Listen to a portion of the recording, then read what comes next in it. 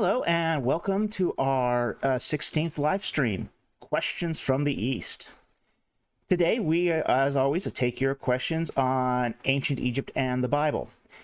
And I have gotten several requests from my users to do a live stream, occasionally a little earlier than we normally do, which is at 8 p.m.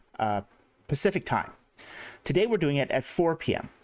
Our demographics generally break down that 2/3 of our viewers prefer, say, the later time slot, but we still have 1/3 of our viewers who would love to participate, but because they live on the East Coast and have job commitments and various other reasons, can't do it on can't make that later time slot. So in deference to them, we are doing occasionally, as my work schedule permits, this earlier time slot.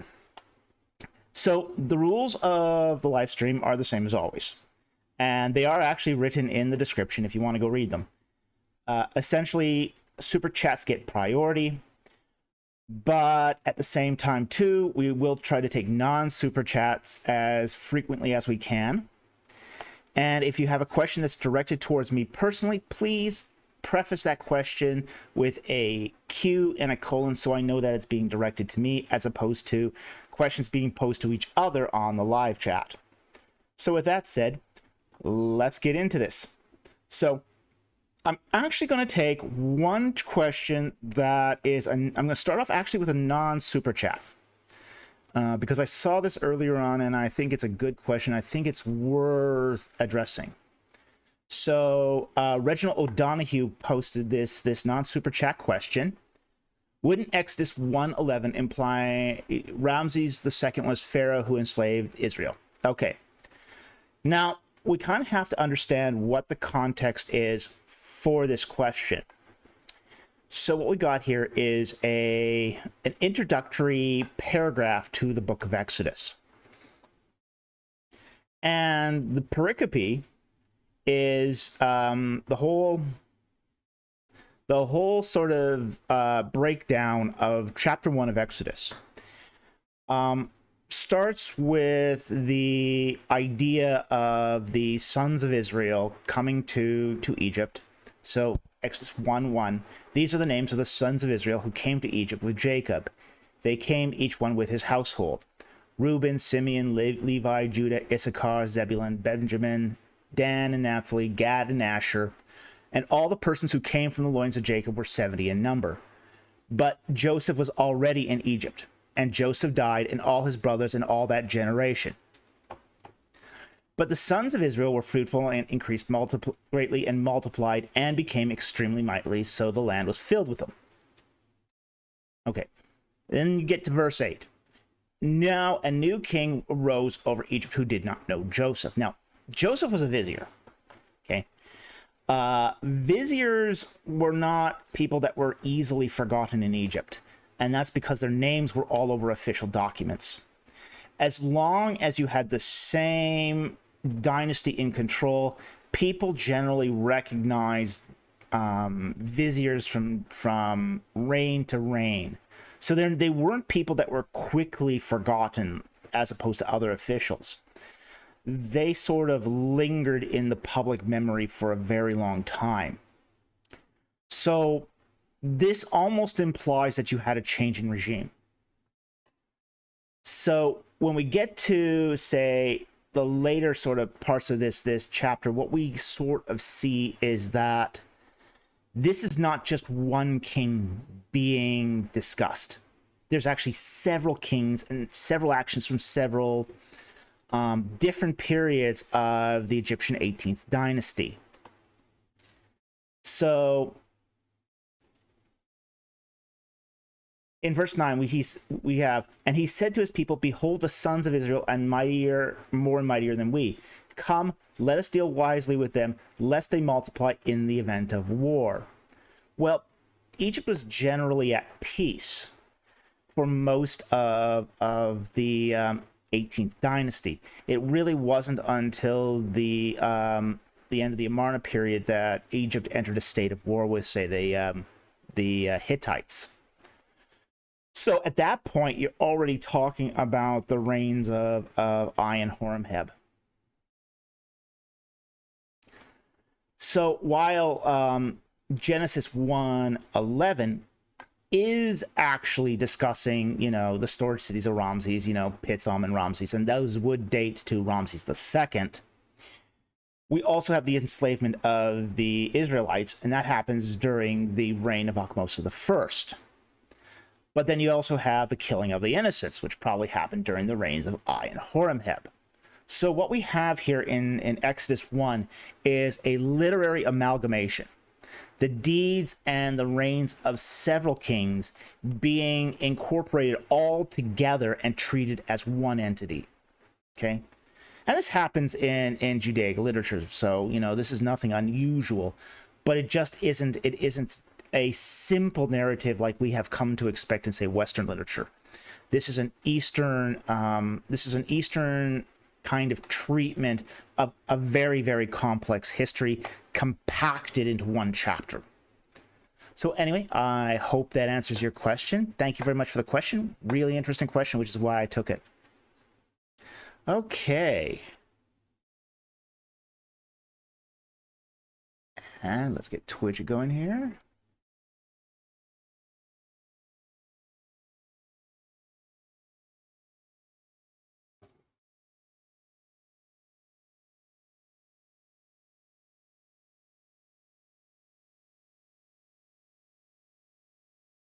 Loading.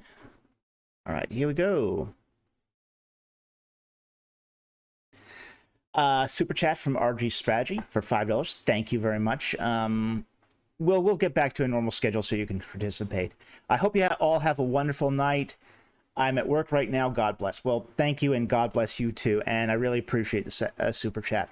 So today, my employer did give me a day off, so I'm able to do this earlier one, but it's not going to be the norm. So we will be going back to the 8 o'clock time span. So, but we're just doing this as an occasional favor to our East Coast viewers. So this is why we call this Questions from the East. But thank you very much for the super chat. Very much appreciate it. Okay.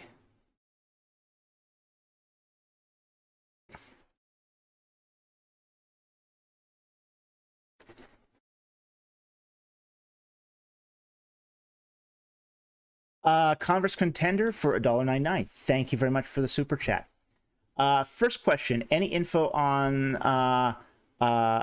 Therapeutae?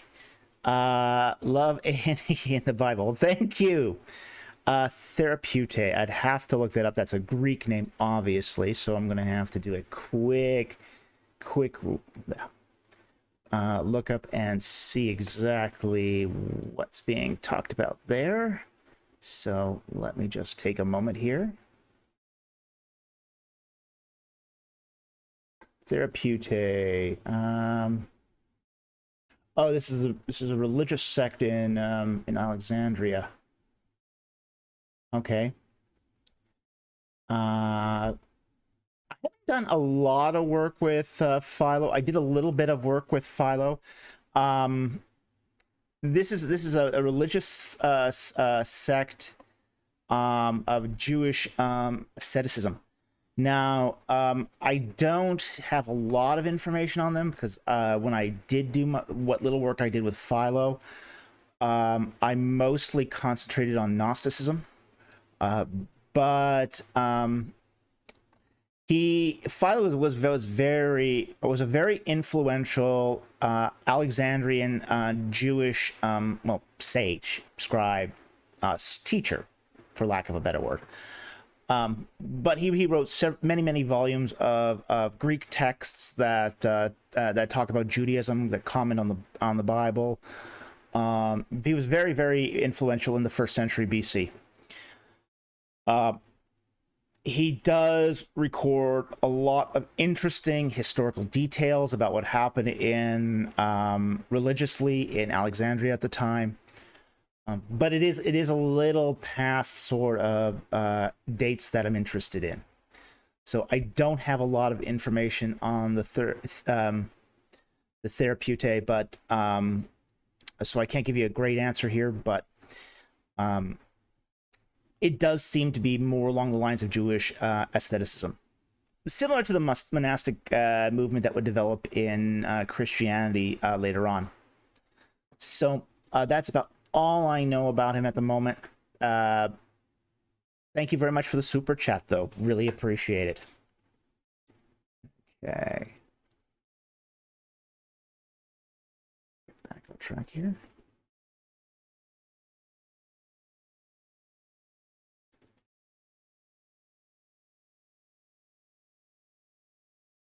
Okay, a $10 super chat from Matthew Harrell. Thank you very much for the super chat. Very much appreciated.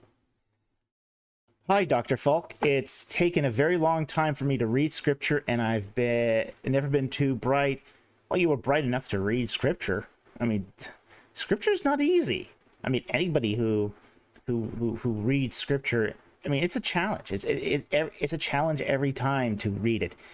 It's an ancient text. It's not exactly written with our context in mind. So I applaud anyone who reads scripture. All of us should be reading scripture more. So do you have any advice on how to read and understand scripture properly for somebody like me? Okay. Not knowing your reading level, not knowing anything about your background, it's sort of really hard to give blanket information on this. But it's never going to be easy. I'll just say this. It's never going to be easy for two reasons. The first reason is it's context. Okay. The Bible was written across 1300 years. Okay. We have late Bronze Age texts in the Torah, ending in texts that were written at the end of the 1st century AD.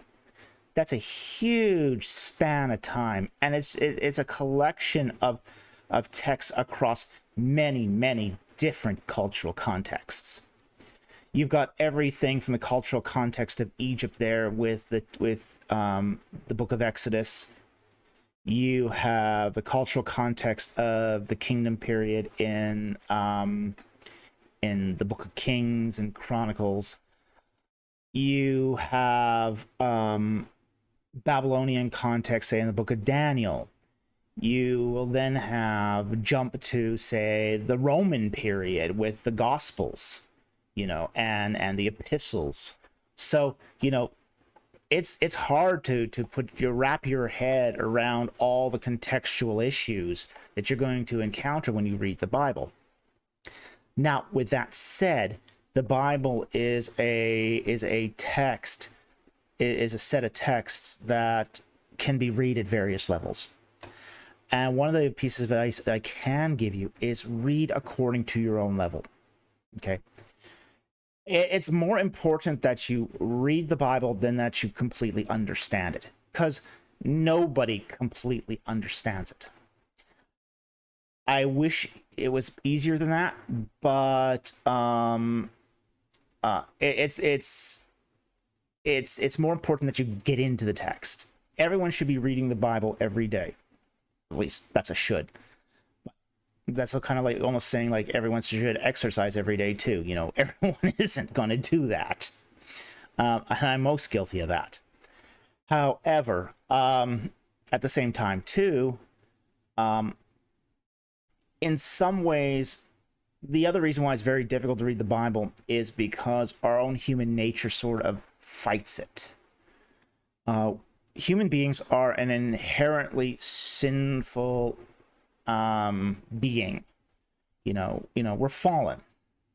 Our sinful nature does not want to read the Bible. It does not want to be changed. It resists the Bible, and once we get the Bible in our heads, it tends to leak out of it.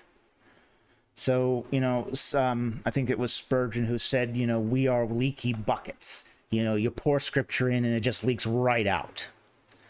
So that's why you have to keep reading it, just as a matter of a spiritual discipline, because it just, you just pour it in and just leaves you. So with that said too, I think it's just best to get into the text. At some point, you're going to want to learn more and know more, and at that point, you will have, if you have read the text enough, you will have grown to the point where you can start using other resources too, like, if you so feel, commentaries. If you really, if you find one book of the Bible that really fascinates you, really fascinates you, and you want to know more about that one book, I'd recommend getting a good commentary on just that one book. Okay. Now, I know there are complete Bible commentaries. They're all rubbish. Don't even bother with a complete Bible commentary. None of them are any good. So, if you want to understand more about a specific book, you know, find a good commentary on that just one book. And there's been good commentaries written on each book of the Bible. So, well, maybe, I'll add one caveat here. The number of good commentaries in the Book of Chronicles is probably leaves something to be desired. Okay, but Chronicles aside, there's been a good commentary written on every book of the Bible. So, with that said, and there's a reason why good commentaries haven't been written on the Book of Chronicles. And that's because they've generally been written as sort of a kind of a rump commentary to the Book of Kings. You know, but I really think Chronicles needs its own commentary. I really do. I think of anything, if there's a pressing need for a good commentary, it needs to be on 1st and 2nd Chronicles. But it usually gets lumped in with the Book of Kings, and they're not the same book. They're just not the same book. They cover many of the same details, but there's differences in Chronicles that I think need special consideration. But that's a rabbit trail. That's a completely rabbit trail. So that would be my advice to you, is just start reading it on your own level. Find a translation that's a good translation, but is also geared towards your reading level as well. You know, don't try to read the NASB, which is a really solid literal translation, but geared towards a college level if you only have a high school education or less. You know, the NIV is also a good translation written at a lower reading level. So have a Bible translation that's geared towards your reading level and that you can enjoy reading. Avoid paraphrases. Avoid paraphrases like The Message, or there was one that came out recently. I can't remember the name of it. That's absolutely terrible paraphrase. So avoid paraphrase. Go for actual translations.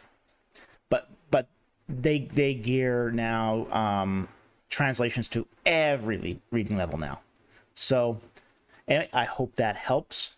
It gives you some broad principles and maybe some specifics if you want to get in deeper. But thank you very much for the super chat. I very much appreciate it.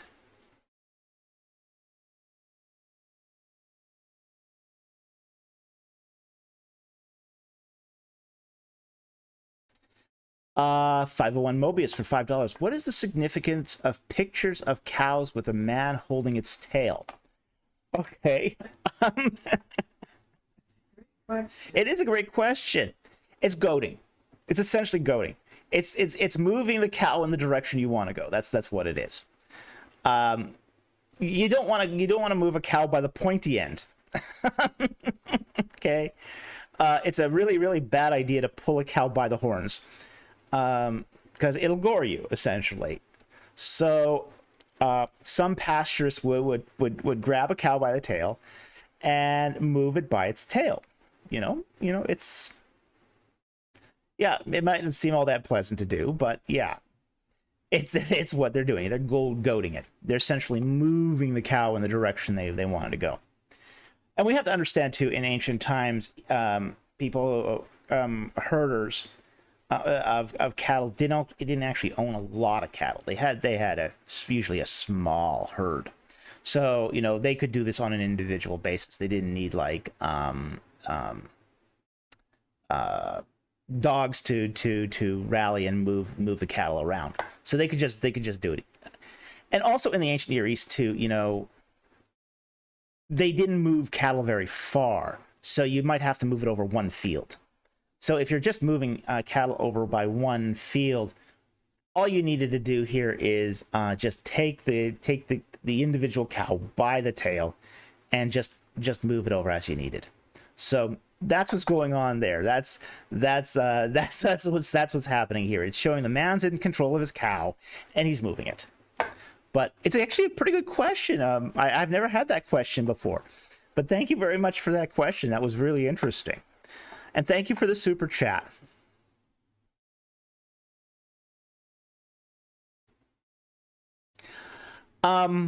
Okay, Carlo for $2. Thank you very much for the super chat. Thoughts on similarities between Psalm 104 and the Hymn to the Aten? Okay, yeah, I think there is similarities. My thoughts on this are that the like much of the wisdom literature of Egypt and Mesopotamia, this doesn't only apply to Egypt. It was copied and it was transmitted. You know, scribes would make copies of these materials and take it with them.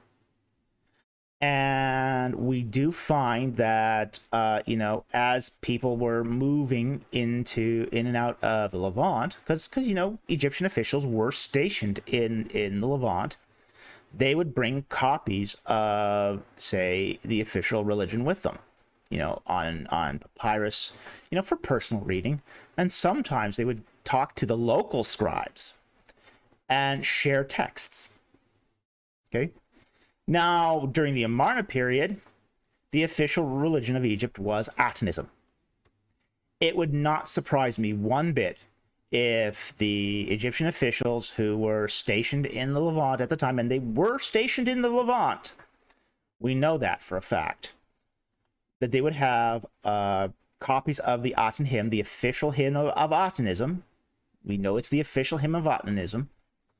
So it would not surprise me if somebody brought copies of the hymn of the Aten with them into the Levant, and then shared those copies with the local scribes. And then those copies were then copied continuously and became sort of part of the wisdom literature of Levant. So I do think Psalm 104 does have some intertextuality with the hymn of the Aten. Now, it's not the same as the hymn of the Aten, and we got to be careful about that. Similarity is not sameness. Intertextuality is not sameness. What intertextuality is it's borrowing. It's citing. It's using proofs from other well-known literature. So it's clear that Psalm 104 is worshiping Yahweh, but it's doing so in a culturally in a culturally enlightened fashion. It's talking to the people of its age through the literature that those people would be familiar with, and those people would have been familiar with at least a passed down version of the hymn of the Aten.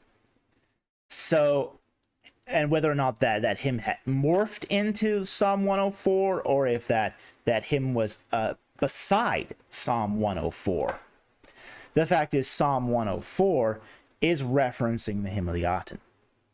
So I think it was very, very interesting to see this, and I think there is something there that shows that there is some intertextuality going on here between Psalm 104 and the hymn of the Aten. Anyway, I hope that answers your question. Thank you very much for the super chat. Very much appreciated.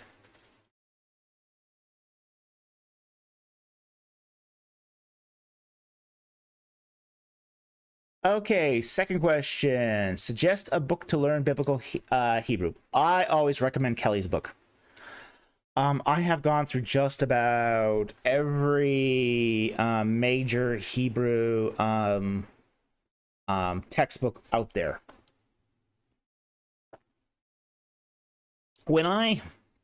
The first time I was learning Hebrew, and I actually learned Hebrew in college.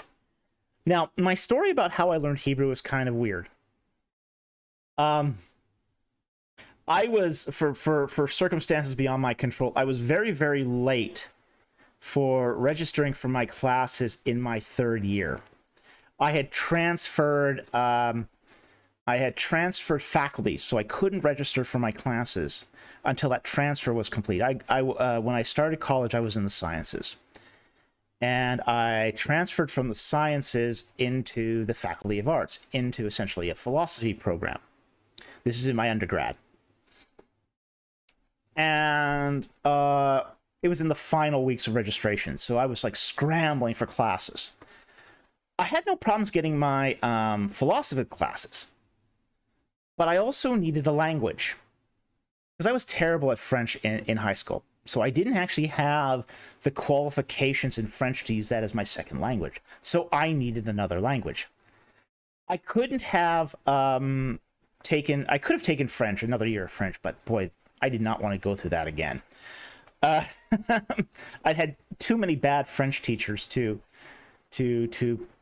put myself at risk of that again. So I was searching for languages, any languages. So, at that point, I was already into anime, and I was self-teaching myself Japanese. So I thought, okay, I'll take a Japanese class. Well, Japanese was full. Okay, couldn't take that. I thought, okay, maybe Greek. Greek sounds interesting. Couldn't take that. That was full.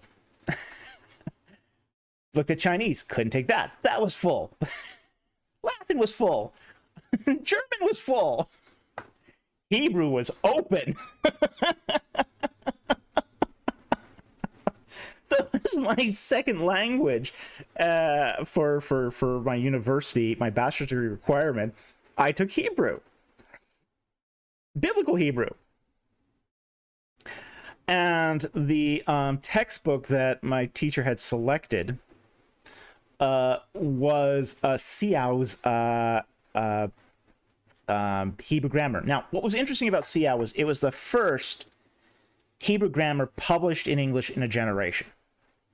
Okay, so it was really groundbreaking at the time, but it was also a terrible textbook. It was an awful textbook. I absolutely hated it as a new Hebrew learner. When I had to take Hebrew at the second time, 20 years had passed. I hadn't actually kept up on my Hebrew all that much.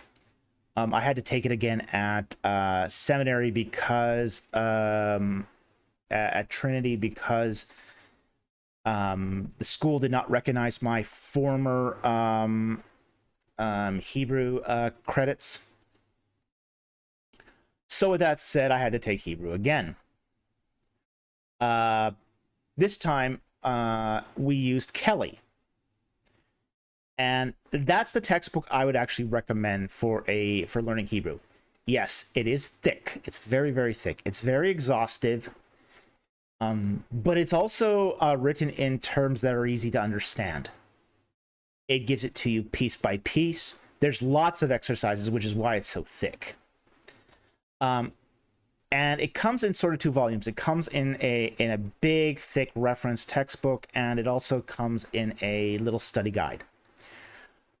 Now, I would say, too, though, if you are learning Hebrew for the first time, take a couple classes on how to do the alphabet. Okay? Whether you're at a college and you can just take a Hebrew class, take your first two classes, and then drop it, that's better than trying to do it from on your own. The problem with the alphabet, is that the Hebrew alphabet is so alien from our own that we really do need to have somebody who knows Hebrew teach you at least how to do the alphabet. Because the biggest struggle for English learners for doing Hebrew is the alphabet. Once you get past the alphabet, Hebrew is actually a relatively easy and straightforward language. Yes, there are forms of the verb that will throw you for a loop every now and then. But that really is not the majority of what you're going to encounter as you read Hebrew. So it's actually a language that gets easier over time, unlike Greek, which will throw you nasty surprises later down the road. Nasty surprises. Yeah, Greek seems easy. Greek seems easy to start off with. It's not easy. You know, as soon as you get into the genitive and the participle, you can just abandon all hope, all ye who enter. Really nasty surprises in Greek. But Hebrew's not like that.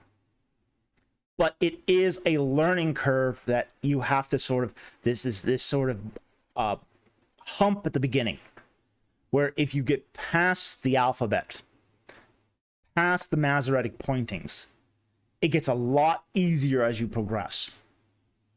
But as I said, as far as a good textbook, I would recommend Kelly's book. The third edition, I'll go straight for the third edition. There are other textbooks out there like Pratico. I don't like Pratico. So, but there's my recommendation. Thank you very much for the super chat. I very much appreciate it. Okay.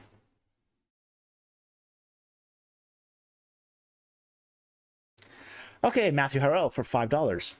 How common was child sacrifice in Canaan, and did it happen in Egypt? There's some vague evidence it happened in Egypt, but we don't really have... There's nothing concrete in Egypt that shows child sacrifice. In fact, the attitude in Egypt seems to abhor child sacrifice in Egypt. So we don't find much child sacrifice in Egypt. So we have no evidence for it. There's some slight literary allusion to it with the cult of Bes, the dwarf god, and that's because Bes is actually affiliated with child sacrifice in other parts of the Mediterranean. So that's sort of our connection to child sacrifice in Egypt, but we don't have any evidence that child sacrifice was actually done in Egypt. So. Now, Canaan's a whole different matter. Canaan, there is evidence of child sacrifice.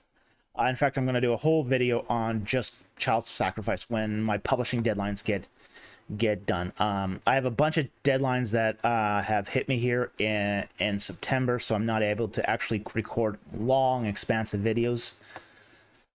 But one of the ones I have planned, and I've got a script partially written for, is for child sacrifice in Canaan. And actually, a lot of our evidence for child sacrifice in Canaan actually comes from Egypt. Because one of the things that we see on some of the wall reliefs in Egypt is, as the Egyptians are storming, laying siege to cities in Canaan, you know, the Canaanites are committing child sacrifice to have the gods save them from the Egyptians. You know, they're on top of their towers. They're burning incense and sacrificing the firstborn son of the king. Well, yeah, sometimes it sucks to be the son of the king. So we do have this in Egypt, where we have evidence for Canaanite child sacrifice.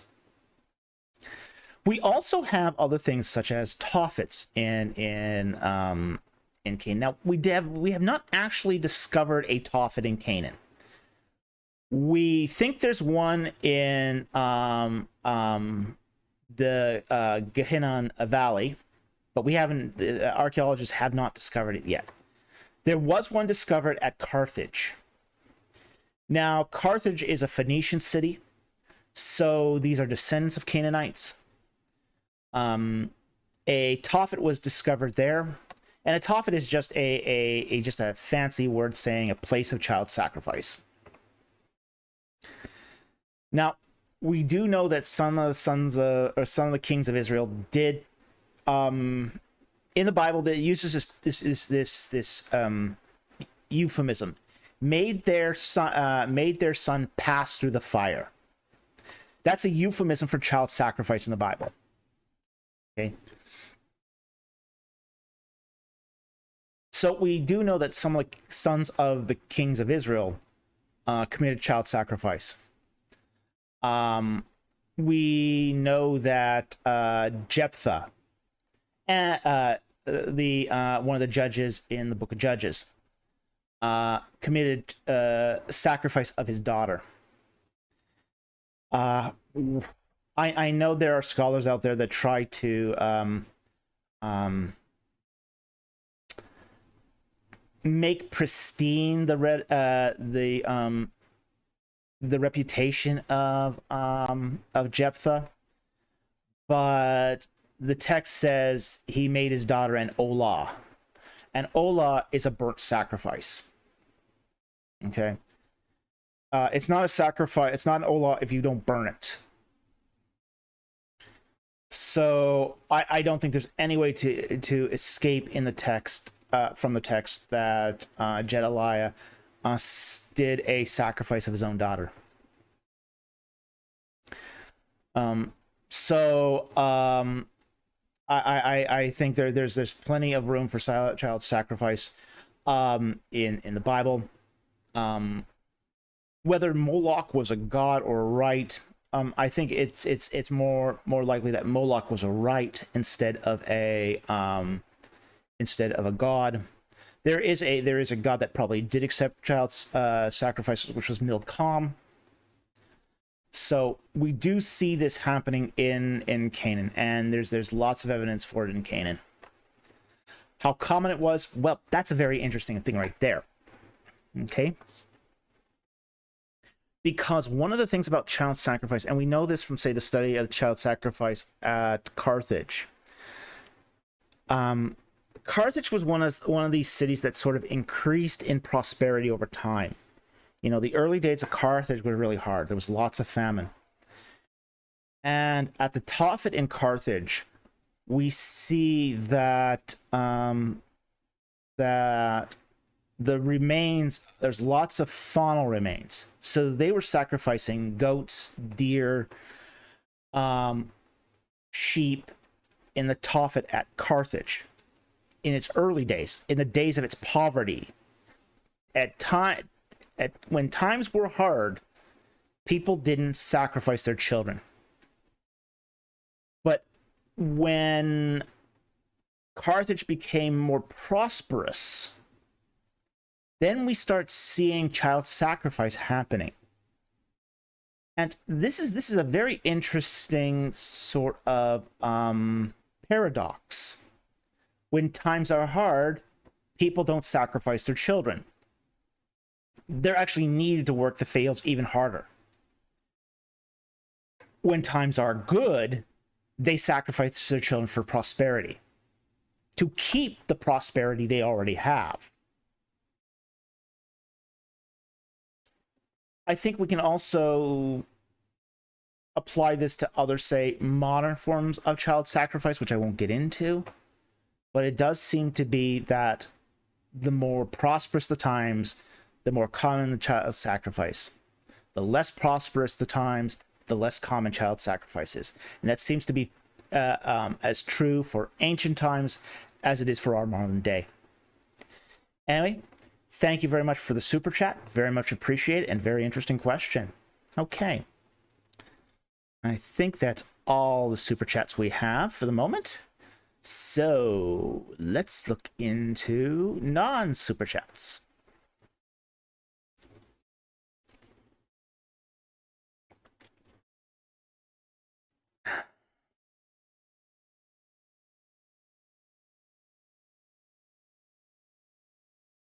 Okay, I'm going to take Chow Yi's here. Regarding the divine council, is it possible that there were gods who did not rebel but remained loyal after God handed the nations over to them? Okay. I'm gonna say this is a reading of Michael Heiser, and I'm gonna depart from Michael Heiser here. I respect Michael Heiser. I like Michael Heiser. I like a lot of his work he's done, and I think he's got a really valid point with the divine council. I'm thinking here, however, that God did not necessarily hand the nations over to the divine council. I think he's overreading it here. Okay? I think that he handed over the nations to themselves to find their own gods. And I think those own gods are not real in the sense that they were gods of the divine council. Okay? I think Yahweh's divine council are beings that are inestimably old, older than angels, ancient beings we can't even understand. Okay? And I still think that they remain as a council who praises and gives glory to God the Father. Okay, that's who I think the divine council is. I don't think they're just rebel gods that God handed things over to and, you know, are ultimately going to punish. So I think this is a mischaracterization of the divine council. I think Heiser is right to have identified in the divine council, but I think he also mischaracterizes it. So anyway, thank you very much for the question. Very interesting question. And we have a super chat from Matthew Harrell for $10. Thank you very much for the super chat. How do I know if I'm misreading intertext in literature and the Bible? For example, Genesis 1-3 and Enuma Elish are connected, but opening the mouth ceremony and purifying Isaiah's mouth is not connected. Okay, that's a good question. One of the reasons is that we have to look, when we look at sort of the sort of intertextualities, we have to see what is the connection between the two, because the connection may be more than cosmetic. Okay. In the case of Enuma Elish, you have the sort of the laying out of the created order being done.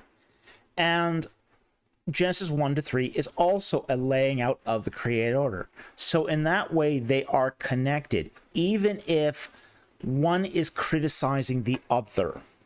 Okay? They're covering the same subject matter.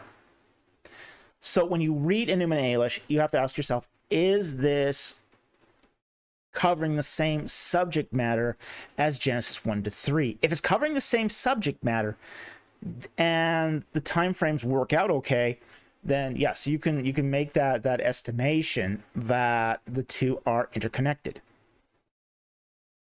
In the case of the opening of the mouth ceremony, that's different than the purifying of Isaiah's mouth because they're not covering the same subject matter. The opening of the mouth is opening the mouth of the dead person to receive his spirit back in and to be fed ritually, you know, with food offerings. The purifying of Isaiah's mouth is to clean his lips as human beings. We're foul-mouthed people. You know, we slander, we lie, we curse, we cuss. Because of that, humans are foul-mouthed beings, and that requires purification of the mouth. So that's what's going on with the purification of Isaiah's mouth. Now, there is a ceremony that is connected with Isaiah's purification of the mouth, which is the purification of the mouths of Egyptian priests when they go through the whole purification ritual.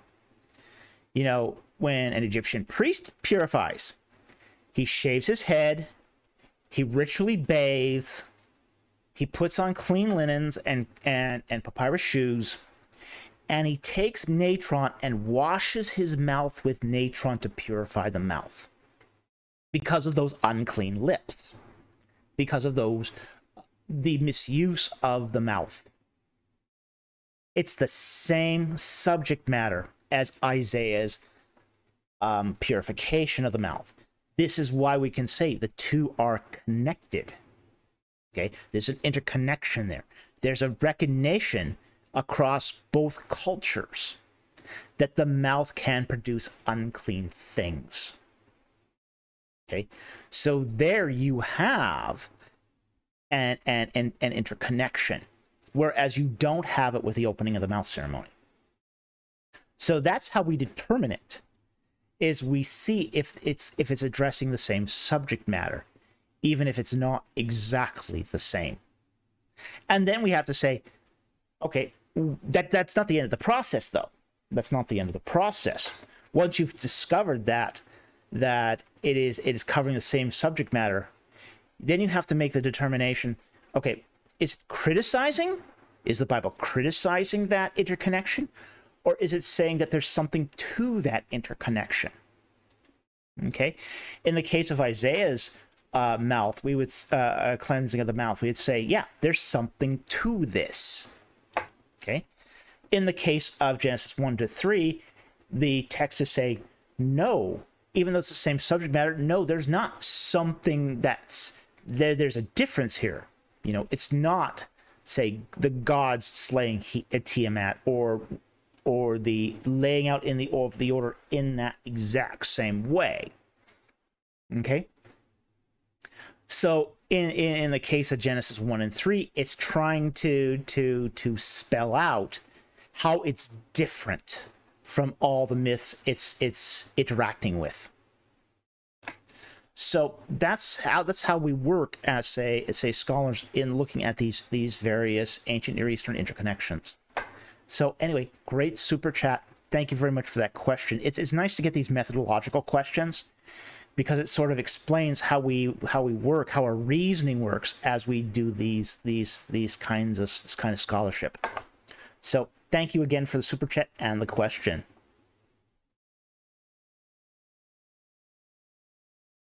Okay. Justin Hall for $2. Thank you very much for the super chat. Why did Lot offer his daughters to the crowd? Okay. This goes back to the whole idea of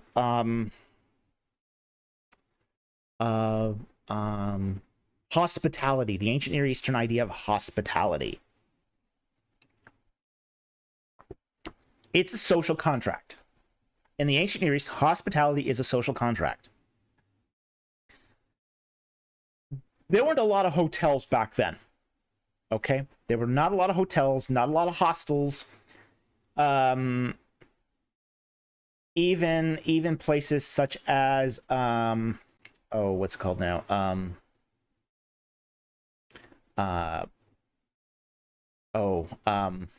Brothels, for lack of a pubs, drinking establishments had limited sleeping capacity.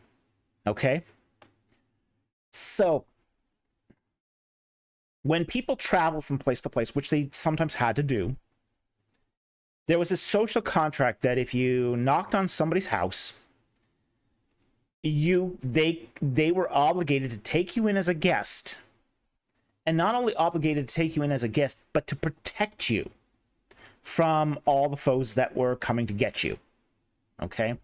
So it was a social contract of not just hospitality and providing a meal and a place to sleep, but it was also a social contract of protection. And of course, some households treated this more seriously than others. Lot took this very seriously. I mean, Lot is coming out of Mesopotamia, and these rules were just as true there. So Lot is very much, he understands that the crowd is outside. The crowd is ready to burn down the house. And everyone inside, if they don't send out the two strangers. So, as sort of a last resort, Lot offers his daughters to save everybody else in the house. So, yeah, of course, the daughters are probably not going to be very impressed with this. I mean, I wouldn't be. But it's a last resort, and it's a last resort to kind of appease the crowd, and this just shows you how debased the people of Lot had been, that they wanted to do this. So it's really that's really the reason here. It's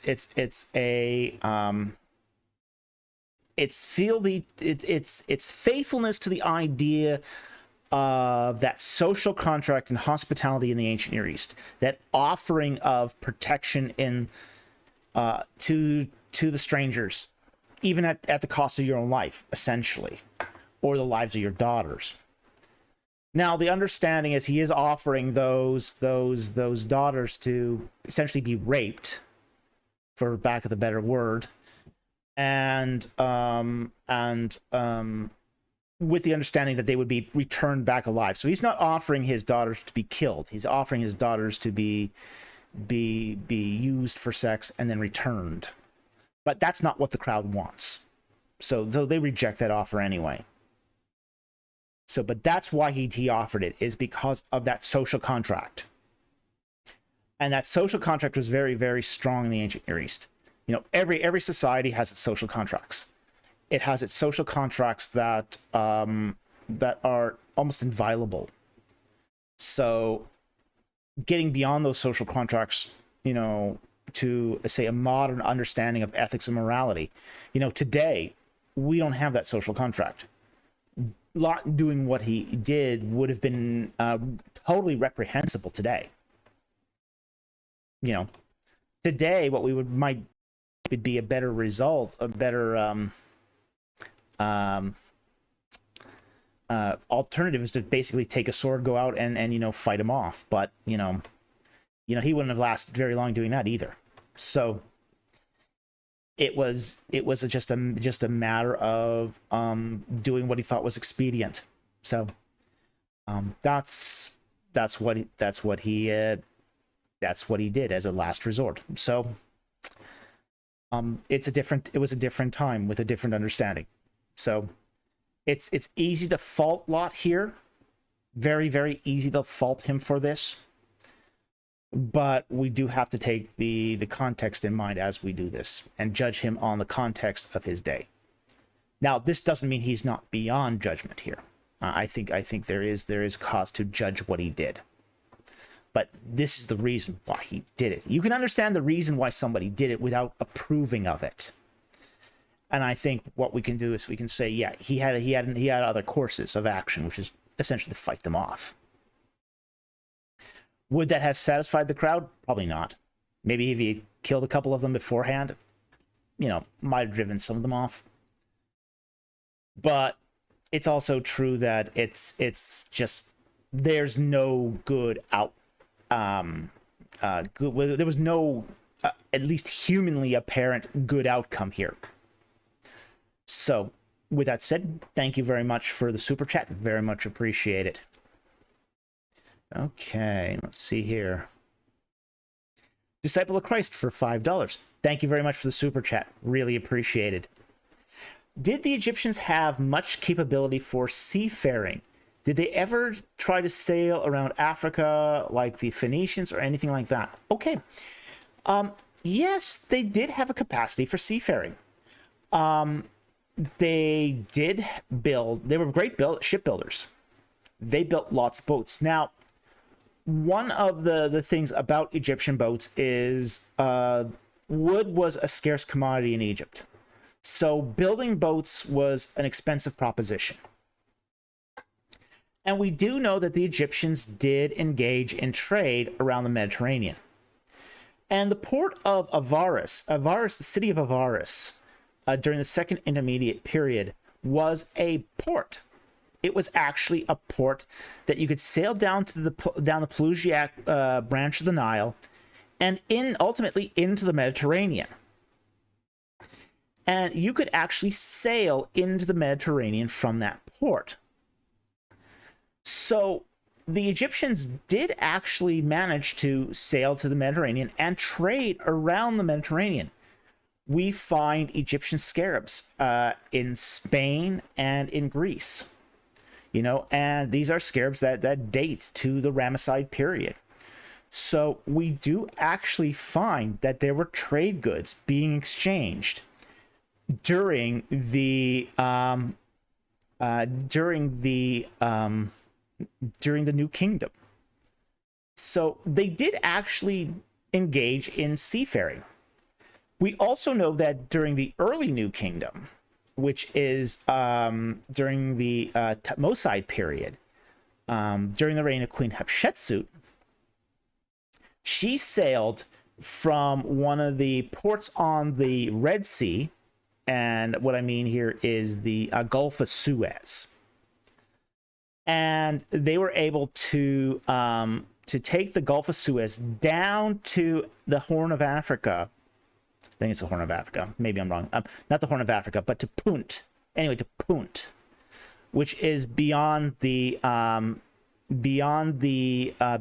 roughly Sudan, Ethiopia, Sudan, that region. And they were able to take ships and sail from, say, Suez down to Sudan and do trade missions down there. And they did this many, many times. So this seems to have been an annual event. Now, we also have found that they would take these ships and they would, interestingly enough, sail during one season and then deconstruct these ships, basically take them apart and then rebuild them for the next season. So they actually had these modular kind of boats that were really neat. They would basically rebuild the boat and then go sailing again the next year. So they did actually have seafaring capability. One of the interesting things about the Punt relief at Deir el-Bahri is we even see that they have, when they're doing the seafaring mission, that they show some of the aquatic life that lived there. And it's not river life, it's all deep sea life, like stingrays and deep sea fish. So it's a very, very interesting set of reliefs. And Deir el-Bahri is fascinating for this record of their seafaring missions into the Red Sea. So, fascinating question. Thank you very much for the super chat. Very much appreciated.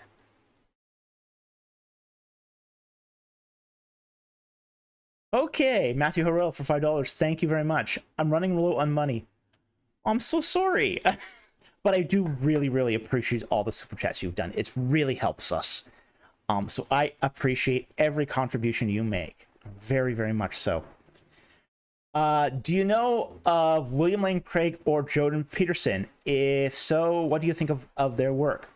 Yes, I know of both of them, actually. I don't know them personally. I kind of wish I did. I've reached out to Jordan Peterson a couple times, but he's sort of really hard to get to contact. I had tried, there was about a couple years ago, he was trying to do some work on Exodus, because he has a fascination with the Bible. And I know he's been in contact with my friend Peter Williams, but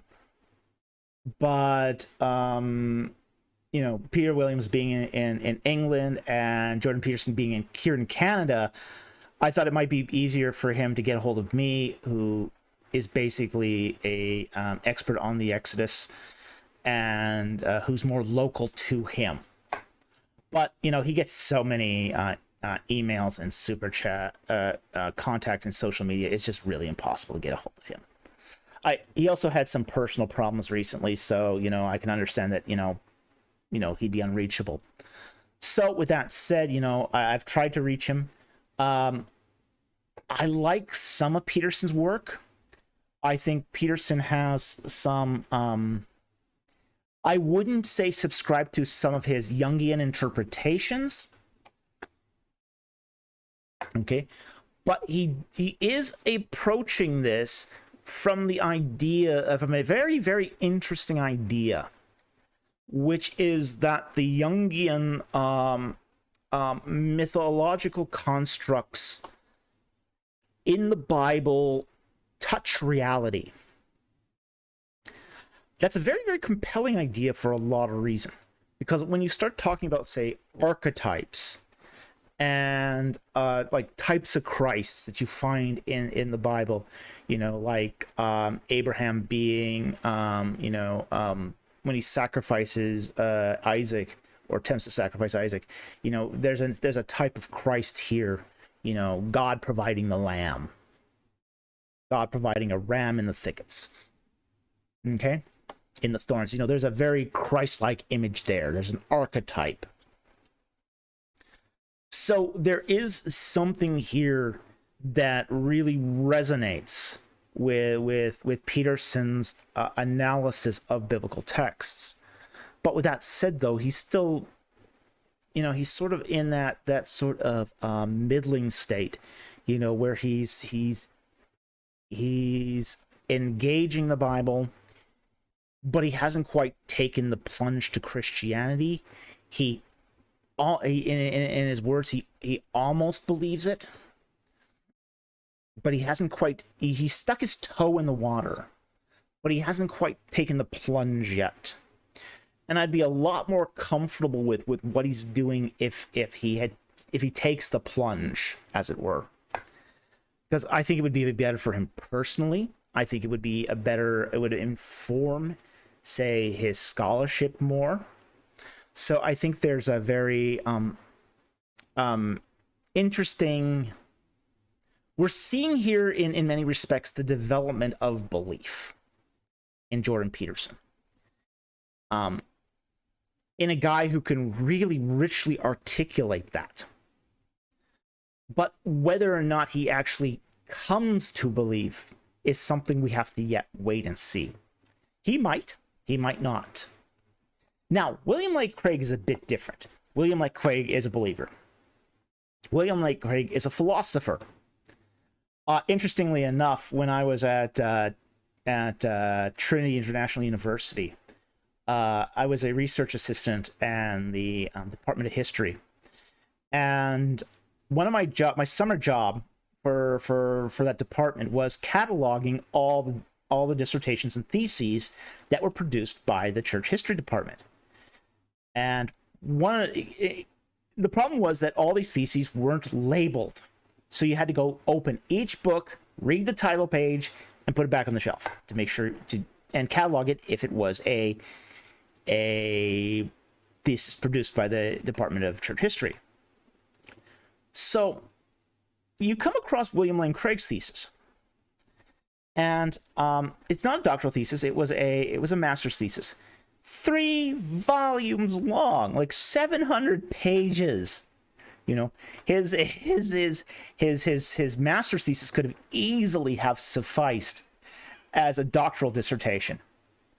So there was a time when he used to write really, really voluminously and frequently.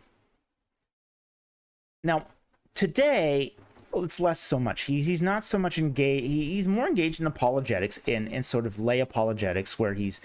And what I mean by lay apologetics here is that his target, his apologetic audience is laity. It's no longer really the academy. He doesn't really do academic publications anymore. Some of his arguments from morality, I believe, were never actually published in an academic publication, so never went through peer review. So I think that he sort of has foregone the whole idea of academic publishing, and now sort of focuses on, say, interacting with more the laity. So I think some of his work is good. I'm not really in a position to judge a lot of his work because I'm not a philosopher per se. Even though I have an undergrad degree in philosophy, that's just enough to sort of apprehend the base concepts, but not really high enough to evaluate a lot of philosophy. So with that said, I know of his work, but I don't really have an opinion on his work. So with that said, thank you very much for the super chat, and I do appreciate that you're giving sacrificially. It really helps us. So thank you very much. Okay. 501 Mobius for $5. Thank you very much. Wouldn't speaking to a rock be a form of stone worship by Moses? This is idolatry. What do you mean speaking to a rock? Are you talking about his striking of the rock? I'm not sure what you mean by this. Could you put a quick note in the super chat, letting me know what you mean? Because if you help me, and here's a good guideline for all the questions. If you specify something that's in the Bible, please give me the chapter and verse. So it really, really helps. Okay, I got from the super chat from the chat from Mobius. Yes, so he is talking about the splitting of the rock. And let's say here, okay, I think that is, I believe that is in Deuteronomy. I believe that's Deuteronomy 20, but let me just double check that.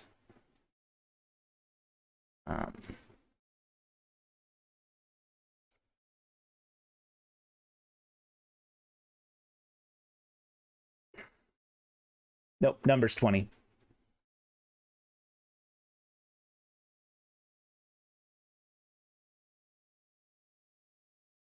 All right, I'm going to just read the pericope here.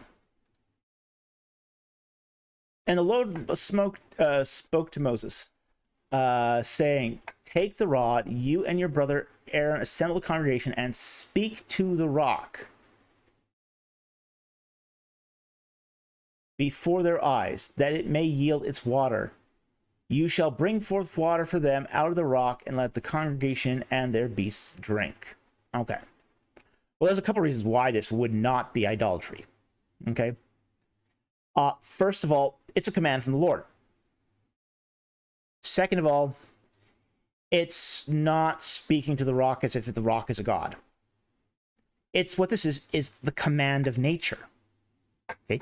This is God or Moses commanding nature through the power of God. Okay. This is equivalent to Jesus speaking to the storm and the sea, saying, peace, quiet. Okay?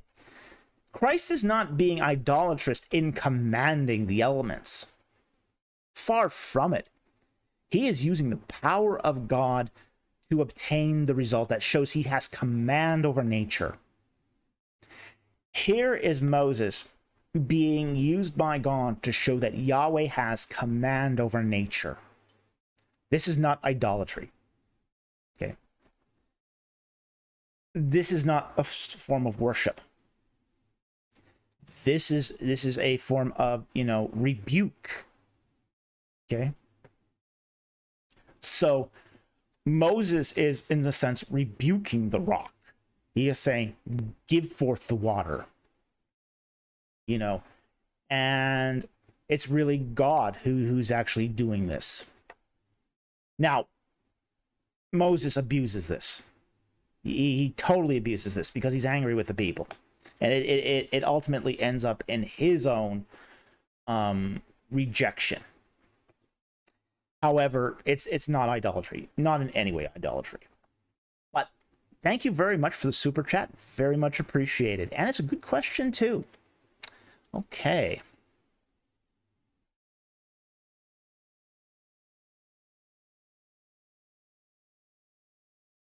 C Clock 35 for $6 Canadian. Thank you very much. I see references to Israel and Judah even during the United Kingdom.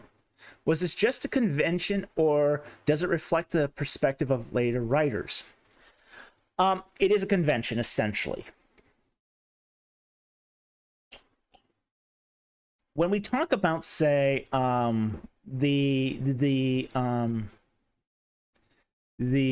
United Monarchy, the United Kingdom, we have to understand that the book of Kings and Chronicles were assembled in Babylon, and they're assembled from the Chronicles of the Kings. Okay. We have you'll see as you read the text, are these not written in the deeds of the kings? Okay. The deeds of the kings it's a book that was written during the time, sort of, as I say, a chronicling of the acts of the kings of Israel. Okay. So when it comes to when it came to the time of the Babylonian exile, when the books of Kings and Chronicles were ultimately compiled from these acts of the kings, the chronicler is the compiler is actually sort of retrojecting back in time the idea of Israel and Judah. as they would have known it by the time of the Babylonian exile. Okay, so it is a convention, and it's a retrojection. Really, it's a retrojection. It's a way of updating material so that the reader of that particular time would understand it. So by the time of the Babylonian exile in the 6th and 5th centuries BC, the Judahites who were exiled to Babylon would know the 12 tribes as essentially Israel and Judah. Okay, so it's not unexpected that we would find this sort of retrojection even in reference to the United Monarchy.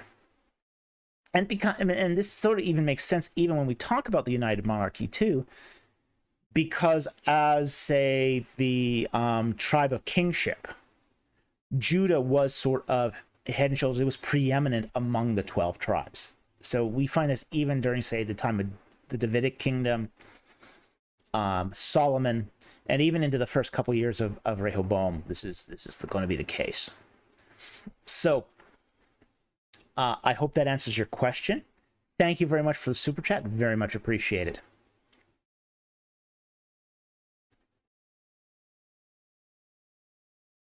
Ooh, Matthew Harrell squeezing in one more super chat. Well, I very much appreciate it. You found another $2, I see, even though you're going broke on this. Okay. Well, I do appreciate it, so I thank you very much. Missed early Q question on Seraphim and Cherubim. Okay. Now, is that... I am going to take a scan back and see if I can see this. If you had an earlier question here that you just posted as a non-super chat.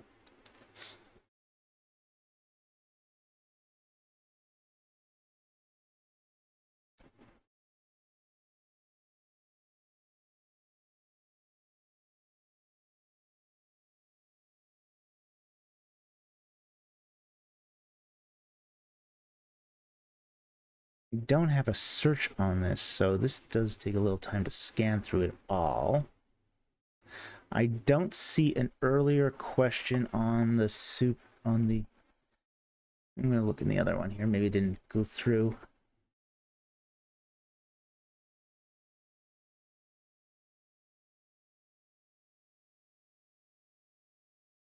Let's see. I'll go to the top here and scan down for a question on the Cherubim and Seraphim. I do recall seeing your question. I just don't know where it is. If you write that as just a normal chat again, I will pick it up immediately.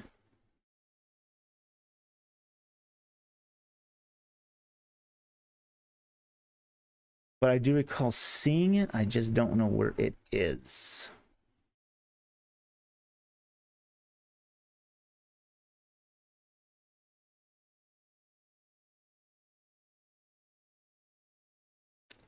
Okay, let's see here.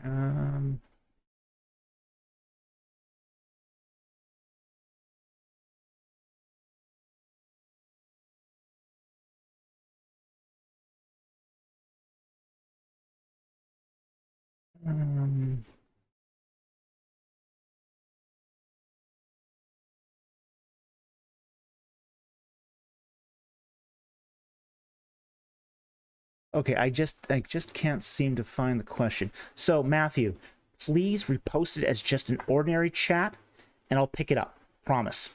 Okay. And I'll continue looking for it. So, because I just can't seem to find your question on the Seraphim and Cherubim.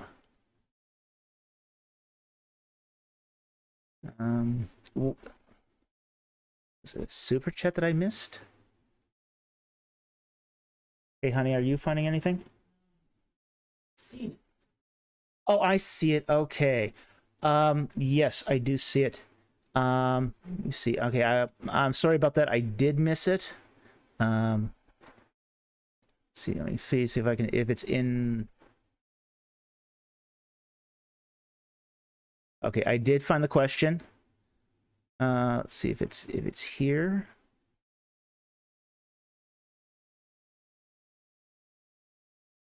It did not come through on yeah, it didn't come through on Twidget. Twidget missed it.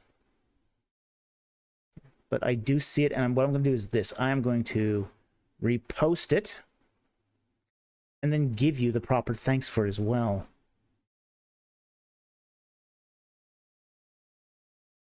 Yeah, sometimes Twidget does not. Twidget is great, but it does sometimes miss chats. So, okay. This is from Matthew Harrell for $5. Thank you very much. And the software didn't catch it, so we always make good on this. So if for some reason we do miss your super chat, do draw it to our attention. Because you do deserve a good answer for every super chat. So you deserve a good question for every question anyway, but I can't do that practically. But super chats, we really want to make sure we catch them all. So if we do, yeah, but it does sometimes, our software is not always the best. So anyway, this is from Matthew Harrell for $5, really $7 because he had to remind us. Thank you for reminding us. Very much appreciate that. Are seraphim and cherubim connected to Egyptian gods in some way? Yes, they are. But they're very, very minor gods. These are what we would call minor deities. Okay? And we have to kind of understand in ancient Egypt, they did not have a separate word for angels, or even demons, for that matter. They were all, in the Egyptian terms, they were all gods. Okay. All of them were gods. So a minor deity would be a god. A major, power deity was a god. They were all considered to be Necheru, gods. Okay. So every god in Egypt, from your highest god to your lowest demon, would be considered a god. So in that respect, yes, they were connected to gods. Now, with that said, however, you had classes of gods. They weren't divided into classes, but there was a pecking order, as it were. And what we would call cherubim and seraphim would have been among those lower classes of deities. In the case of seraphim, these were what we call the Uraeus or Wadjet cobras. These were cobra deities that spat fire to protect holy space. And you saw them frequently. They were used frequently on Egyptian furniture and in tombs. If you look at, say, the top part of a frieze, and the frieze is, say, the top element of a room, a wall, a piece of furniture, you'll see these little cobras. This string of cobras along the top. Those are Uraeus. Okay? And they were pointed outside of the sacred space to protect that sacred space from defilement from the outside. These are seraphim, for lack of a better word. Seraph meaning burning gods. Seraph in Hebrew is the word seraph. It means to burn. And the idea in Hebrew literature is that these are flying snakes that spit out fire. That's the identity that you see of them in the Levant. Okay, so this is very, very similar. This is talking about the same subject matter that, say, the Egyptian Uraeus and the Wadjet would be, which would be these winged flying snakes that burned fire. So that's where we get sort of there is a connection there between the seraphim and the Uraeus. Now, likewise, in Egyptian religion, we also find winged goddesses that would use their wings to protect sacred space. Now, these are analogous to the cherubim. The cherubim also being winged goddesses that would protect sacred space. Now, the idea of cherubim in the ancient Near East are more vague. You find cherubim all across the ancient Near East, but cherubim were different, depended on the orientation of the wings and the sort of the animal or human involved. In Egyptian culture, the wings were always forward-facing, or usually forward-facing. There was some that had the equivalent of back-facing wings that were leonine, so shaped like lions. But the ones that had forward-facing wings were always humanoid. You had also some in, say, Babylonian culture with back-facing wings that were, say, taurine, or, shaped like a bull. So you do have this sort of, this again, similarity of subject matter, of cherubim all across the ancient Near East, where you had these divine human-like beings or animal-like beings that had these wings that protected sacred space. And we see this sort of same sort of use being done in, say, in the tabernacle, on the Ark of the Covenant, and even in the temple, where you had, in the Solomonic temple, where you had the Holy of Holies have a curtain with cherubim, and then two big statues of cherubim with their wings covering over the Holy of Holies. So we do see these connections going to things that are earlier. But, it doesn't really, while we see this connection with the Egyptian gods, we also have to recognize that the Egyptian gods, too, are recognizing something that's Edenic in nature. So this goes all the way back to the Garden of Eden, where the Garden of Eden is being protected from defilement by cherubim, by these angelic beings that drive Adam and Eve out of the garden because it's sacred space. It's the sacred space inside the temple of creation. So when mankind falls, they have to be driven out. They have to be driven out or killed. And rightfully, they should have been killed, because that's what's done when defilement enters into a holy place. But God in his mercy just drives them out. But they are driven out by the sword, by cherubim. So there's this connection that goes all the way back to Eden. So Egypt is recognizing Eden here. And likewise, say the cherubim and the seraphim we find in biblical texts are, yes, the symbols are Egyptian, but even that Egyptian symbol is alluding to something that's even earlier, which is Edenic in nature. So anyway, thank you for that super chat. Great super chat. Sorry about the confusion. Again, my software is not exactly the best, but we do what we can. So thank you very much. Very much appreciate the super chats. Okay.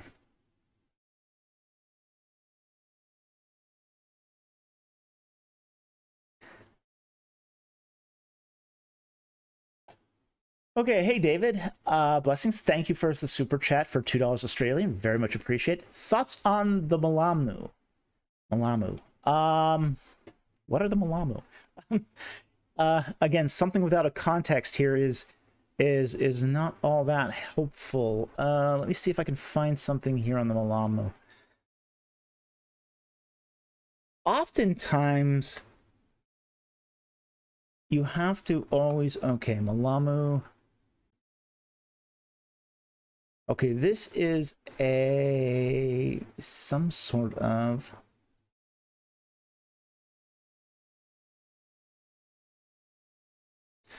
okay, sort of the idea, it's an Akkadian term. Okay, well that helps.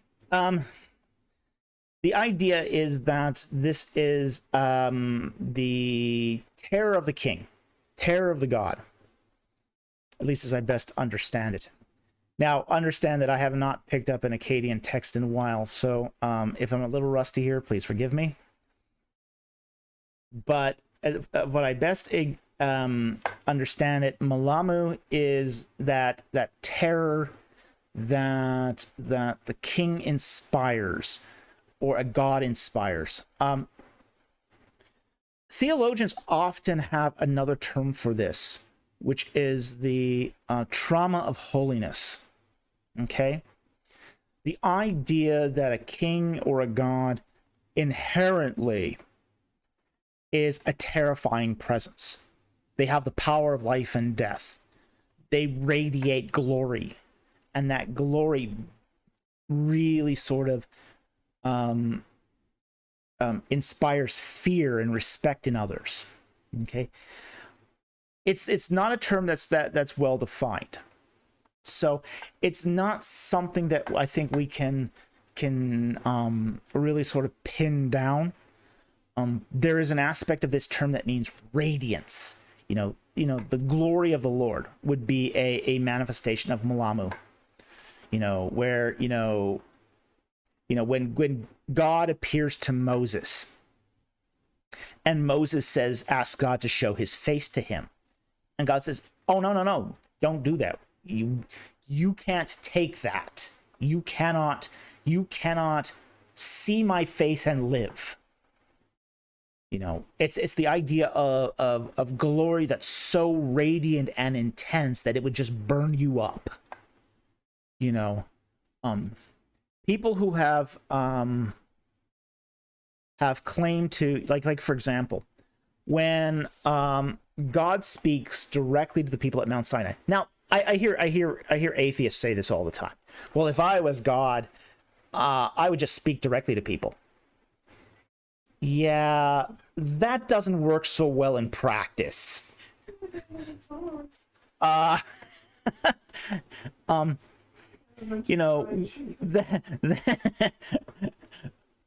My wife here said you'd have a bunch of fried sheep. Yeah, you would.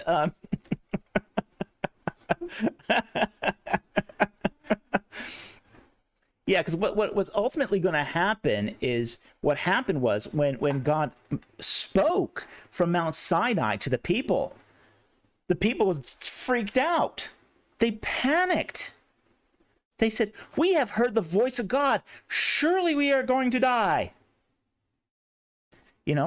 When God passes, when Moses asks to see God's face, God doesn't show him his face. He says, "Hide yourself in the rock, shield yourself, and I will pass by and you'll see my afterglow." The afterglow was enough to mess Moses up. And, I've heard this from people. Some people have claimed to, that you do get stories now and again about people who have claimed to have heard the voice of God. And they all report, you can hear, you can kind of figure out which ones are real and which of these accounts are not. Because the guys who do this for real go, "It's just like messed me up for life. I know I heard this. I know I experienced this. I know I felt this. But it's impossible for me to reconcile what I felt and experienced and have seen with this world that I live in." And they're virtually nervous wrecks because of it. It's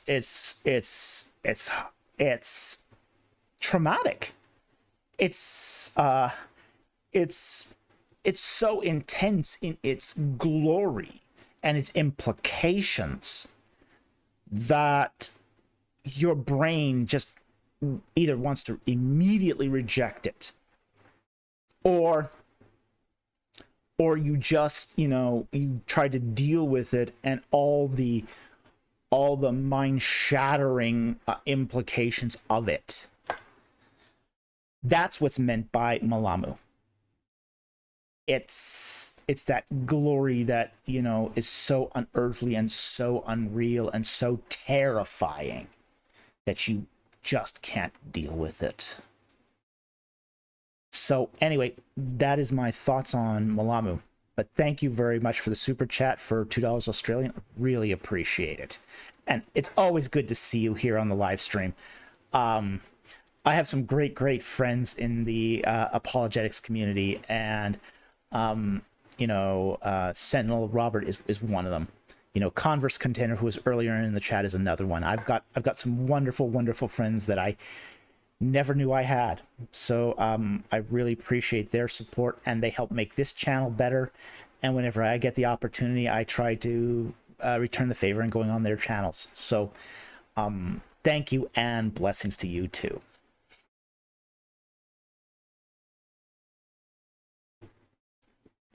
Okay, Disciple of Christ for $5. Thank you very much for the super chat. Do you think the Book of the Watchers could be older than what people think today? Do you think it's firmly Second Temple period? I'd have to look into that. I don't know the Book of the Watchers per se.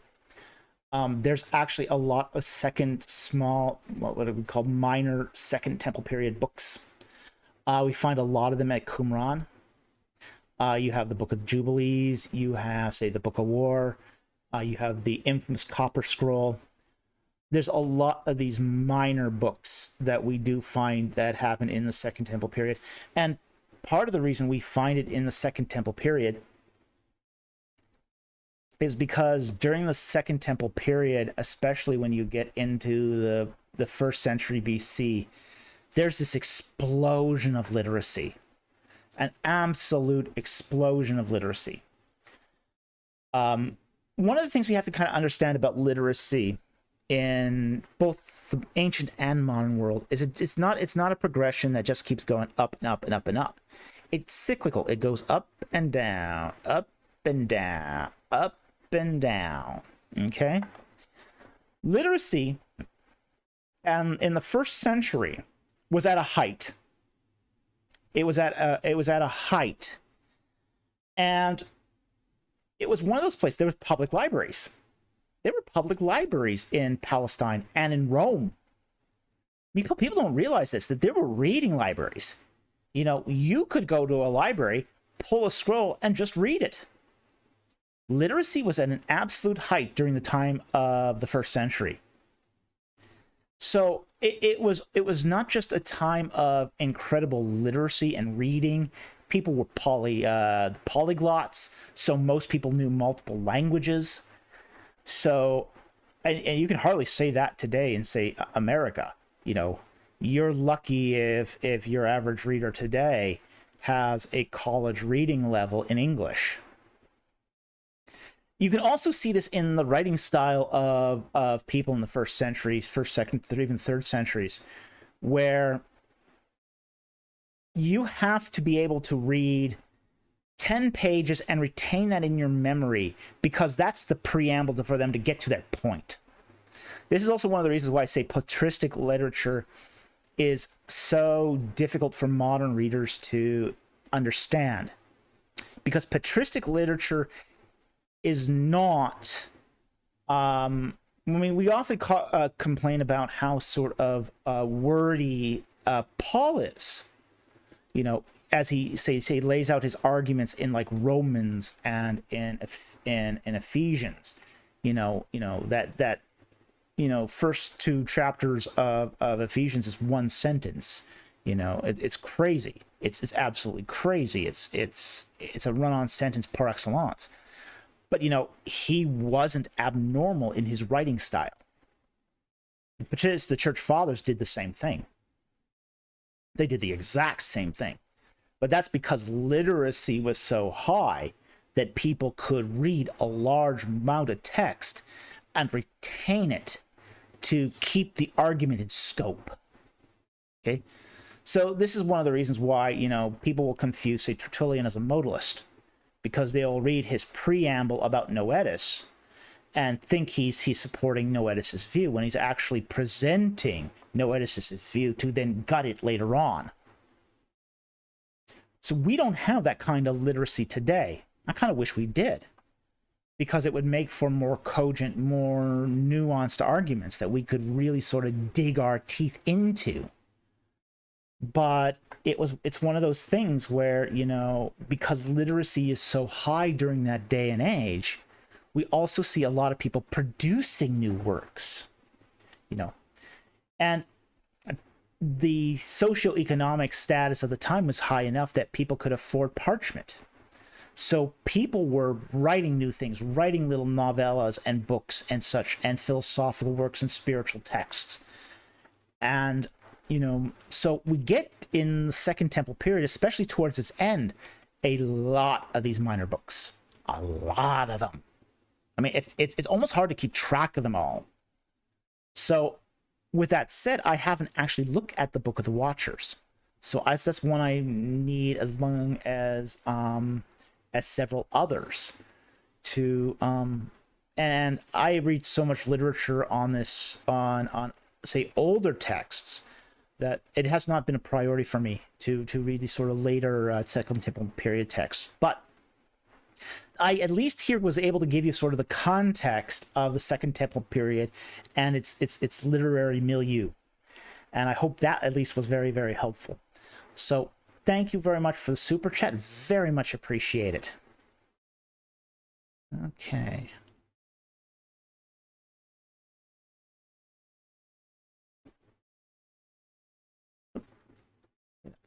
Okay, Brendan Stupik for $5. Thank you very much for the super chat.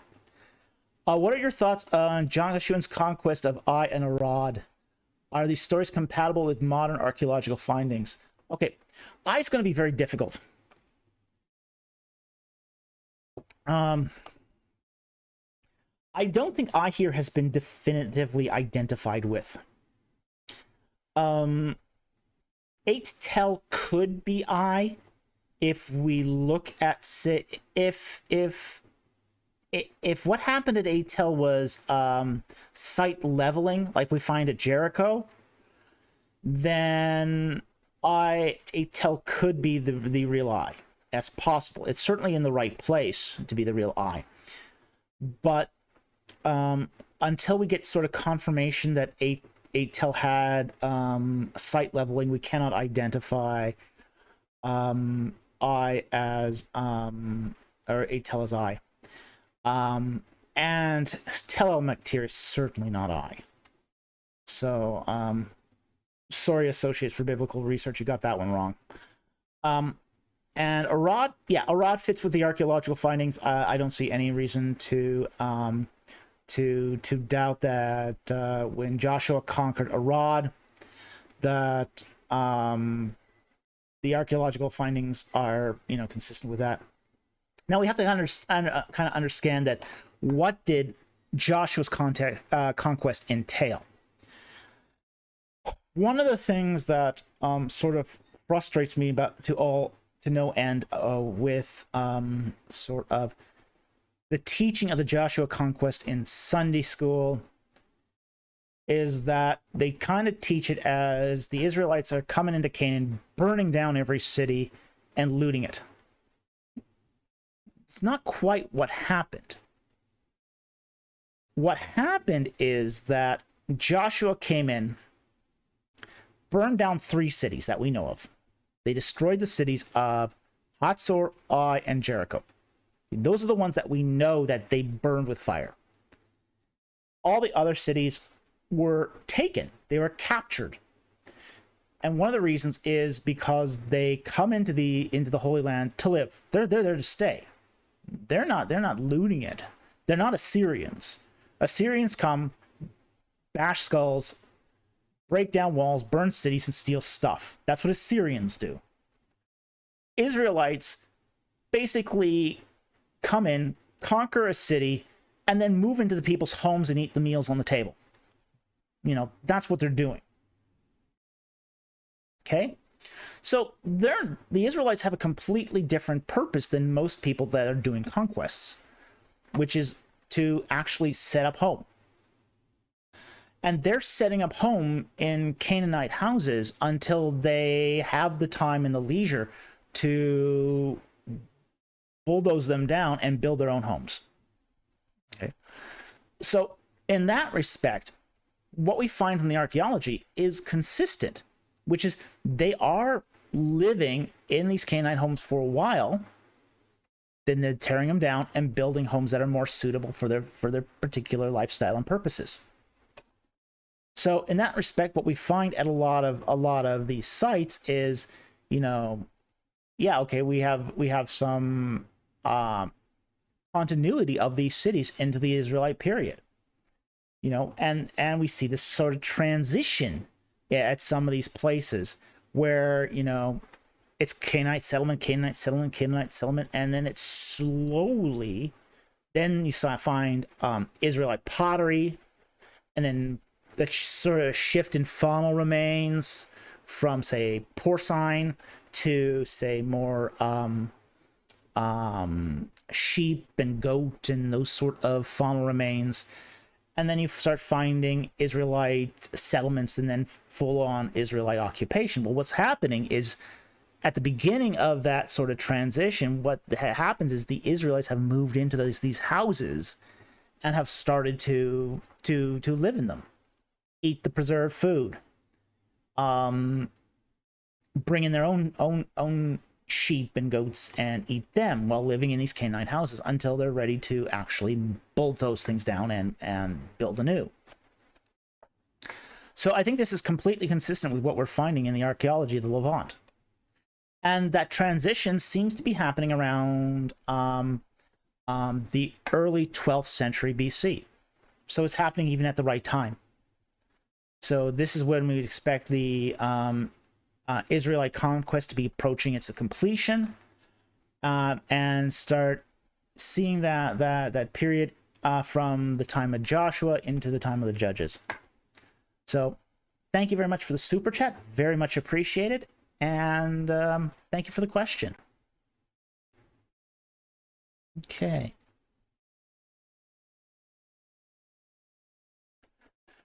Props conjecture, Seminole Apologetics again for $2 a sterling. Thank you for the super chat. Props conjecture on Moses's thorny face skin. You come up with the most interesting questions. Oh, I have to see this. I'm not that familiar with prop.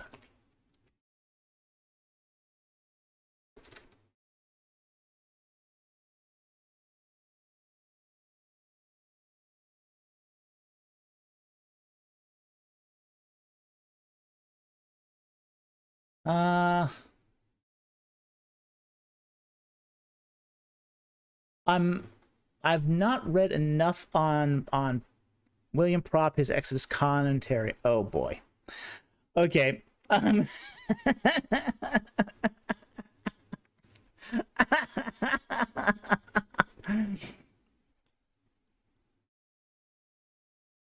William Prop.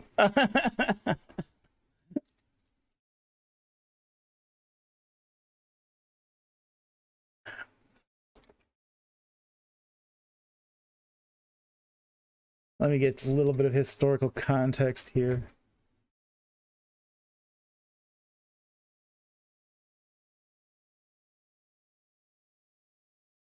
Yeah.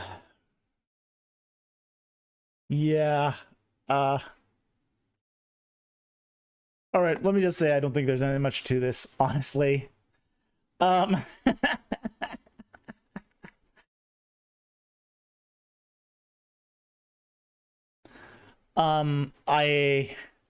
would suggest here that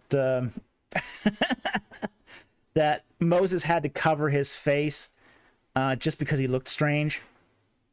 But I don't think that there's sort of any sort of physiological changes. Like, and frankly, people have suggested a lot of physiological changes occurred to Moses's face after he received the glory of saw the glory of the Lord pass by. Some have suggested that his face radiated light. Some have suggested that, you know, he grew horns on his head, and this was a very popular theme in medieval art.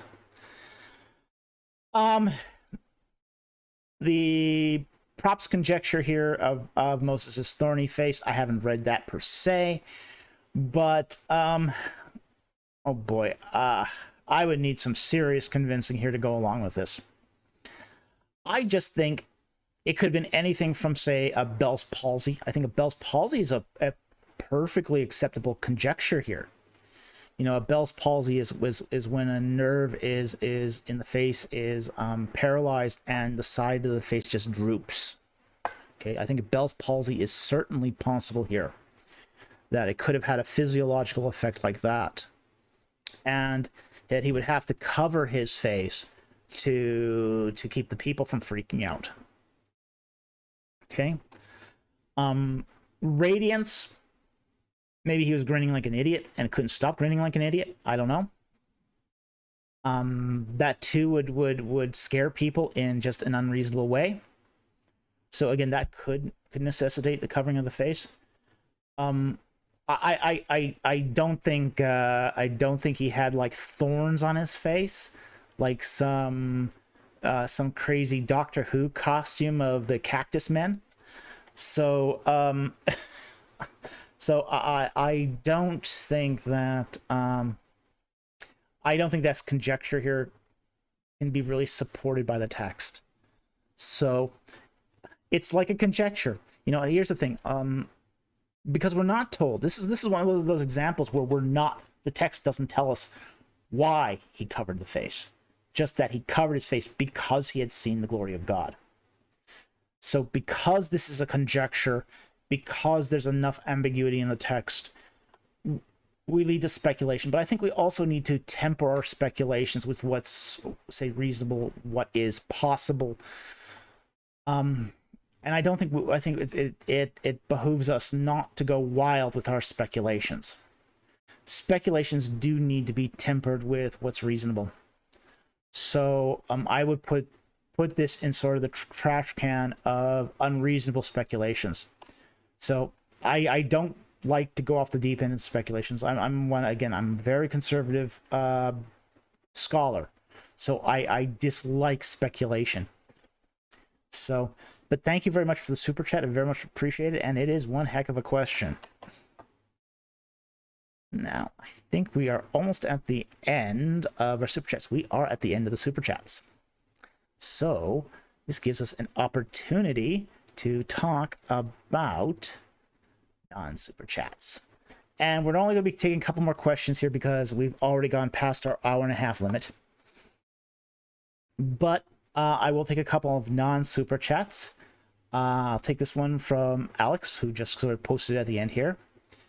Did Egyptians believe in dragons similar to the Tananim from the Bible and in desert-dwelling dragons? Okay. Now, they did believe in dragon-like creatures. Okay? But these were more, not so much animals. They didn't believe in dragon-like animals. They did believe in demons that had sort of dragon-like characteristics. Like, for example, you look at the tomb of Tutmosis III. You'll see snakes with legs and wings. Okay? Now, these were demons. They were not dragons in the sense of, say, what Augustine describes coming out of Carthage, or in the wilderness of Carthage. Augustine did describe something that looks very, very similar to dragons, you know. Now, we also know that the area around Carthage has a wealth of dinosaur fossils. Okay, so we do know that they may have inspired Augustine's writings.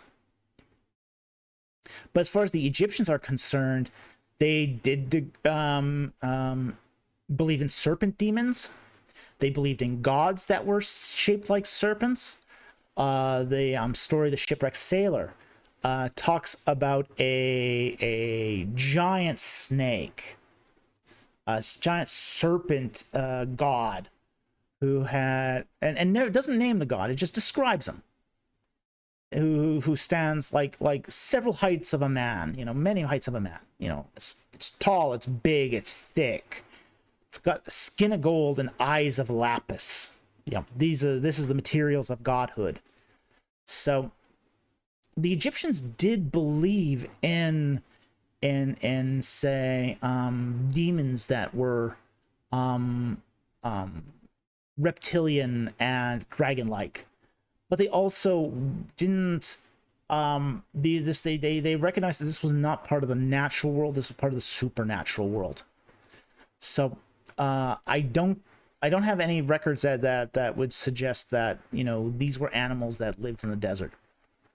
We also have to understand too that Egypt's desert too had shifted over time as well.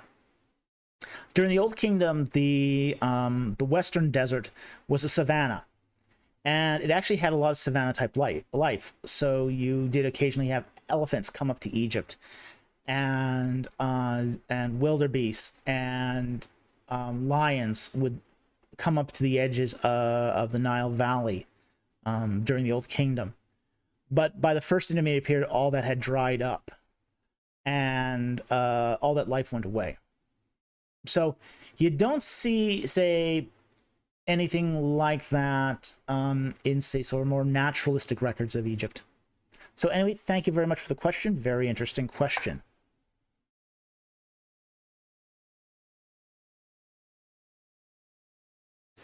All right, I'm gonna... So, Seminole Apologetic. David, here's prop. Moses the Minotaur would stand alongside the horned bull gods and demigods of Eucharistic spring of Balu and said to bear his face. Oh, gosh. Oh, man. Oh, no. No, prop. No. Oh, this is the Minotaur. Yeah. Oh, wow. This is what's called overreading a intertext. Oh, interconnection. Overreading it. Yeah, sorry. The KTU texts are not talking about the same subject matter as what's happening at Mount Sinai. No, no, no, no, no. Bad scholar. No cookie for you.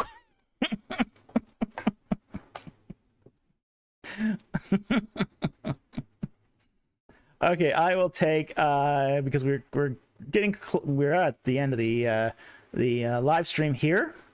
I am going to take one more question.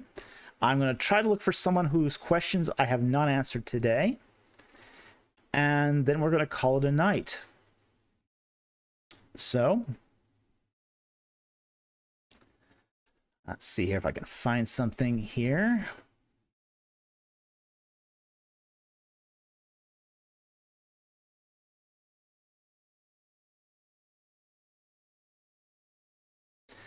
I'm actually going to take this one here from FH Sanders. I've heard Mark Jansen say that he is working on a book about the route of the Exodus. Do you have any thoughts of this upcoming book? I have some thoughts on this. I know he's working with Chris McKinney on this.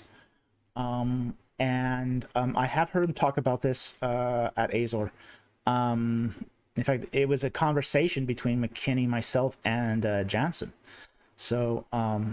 and all three of us are friends, so we do talk sometimes.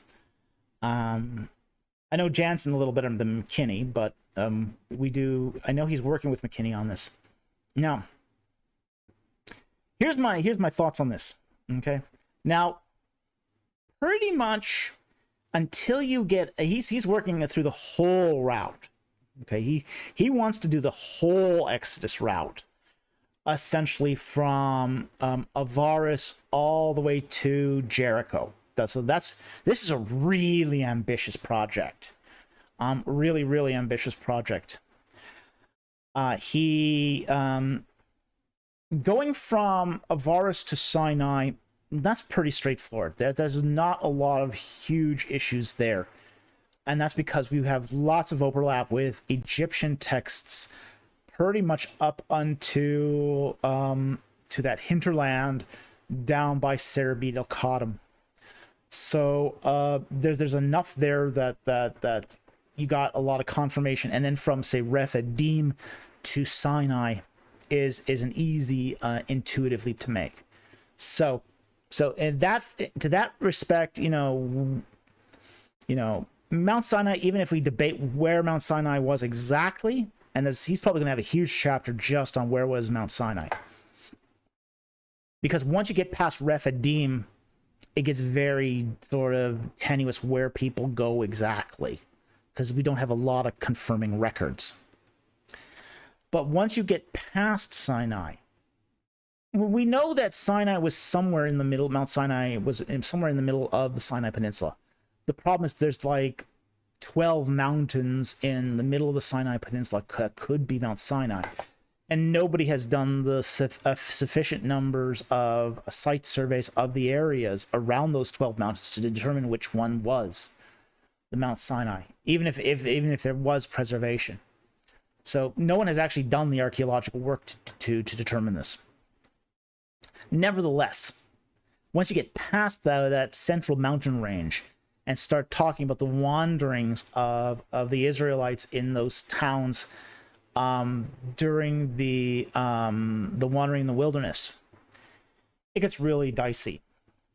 You start encountering quickly the onomasticon problem, where you do encounter Arab towns with similar sounding names as some of the places in the Exodus itinerary, but we have no way of verifying if that's the place where the Israelites are gone, or an Arab city, Arab town that picked up and moved elsewhere and started up again elsewhere. So there's the onomastica problem is going to be really a sticky wicket as it gets to the latter half of that book. So it's an ambitious project. We all look forward to seeing it, and I think it's going to be very interesting as he finishes this. He's certainly capable of doing this work. I have no doubts about his ability as a scholar here, but it is really ambitious. So thank you very much for the question. It's a very interesting question.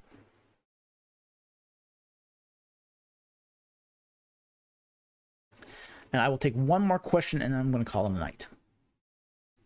So last question is, as I jumped around here,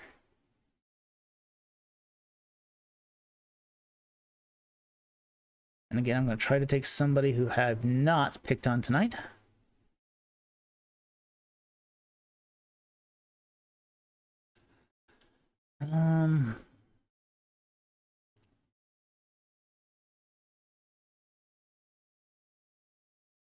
Let's see here.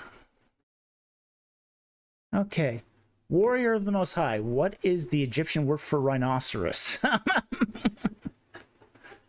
That one I would have to look up, but let me see if I can look up a quick answer here for you. It's an interesting question. It's not an animal that the Egyptians had much contact with, to be honest.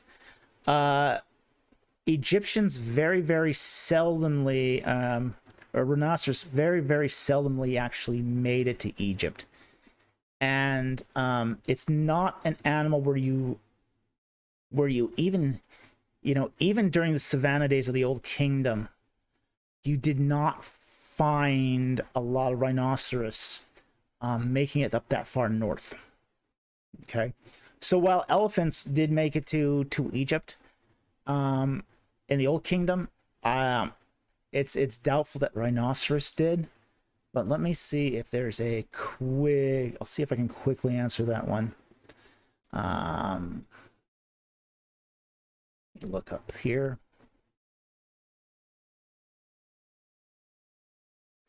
I'm first going to look up in Lesko.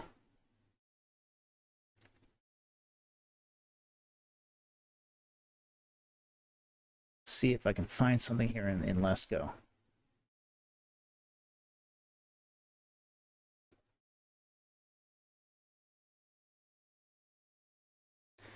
Well, it's non-Lesko.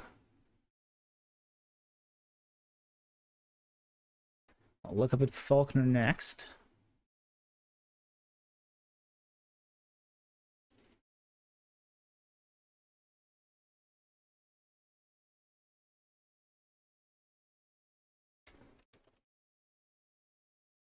Yes, there is a word for rhinoceros in Egyptian. And it does happen in older texts. So the text of the Middle Kingdom, and it is Shekeb. Sheen, Kof, Bait. So you have the let me see if I can even pull it up in Faulkner here. And I'm going to see if I'll try something here. I'm going to try something. And so you can even see the hieroglyphs. Let's see if I can even pull up the hieroglyphs here for you. So this will just take a moment. It's on page 272.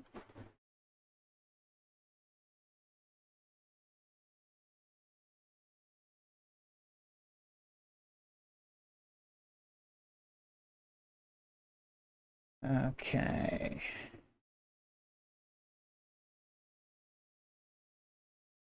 There it is.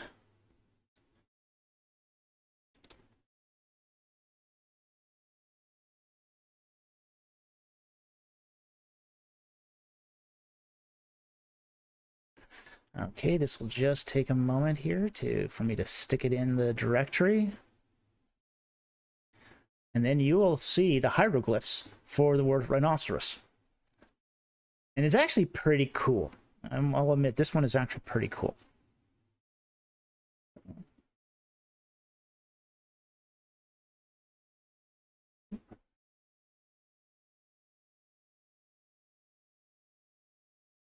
But it does take me a moment to do.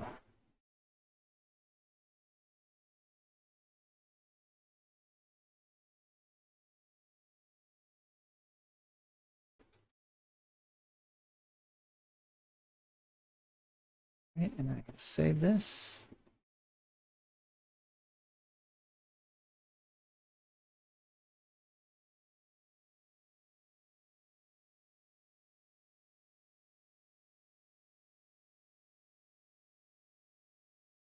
Yeah.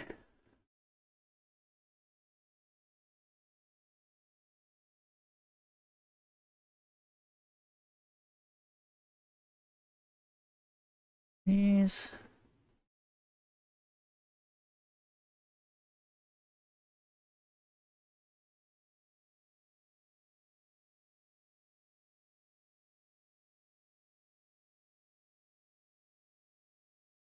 Where'd it go?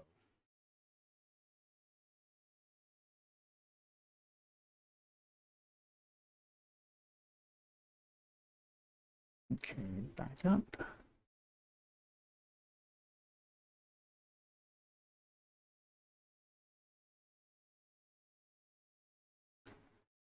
Okay.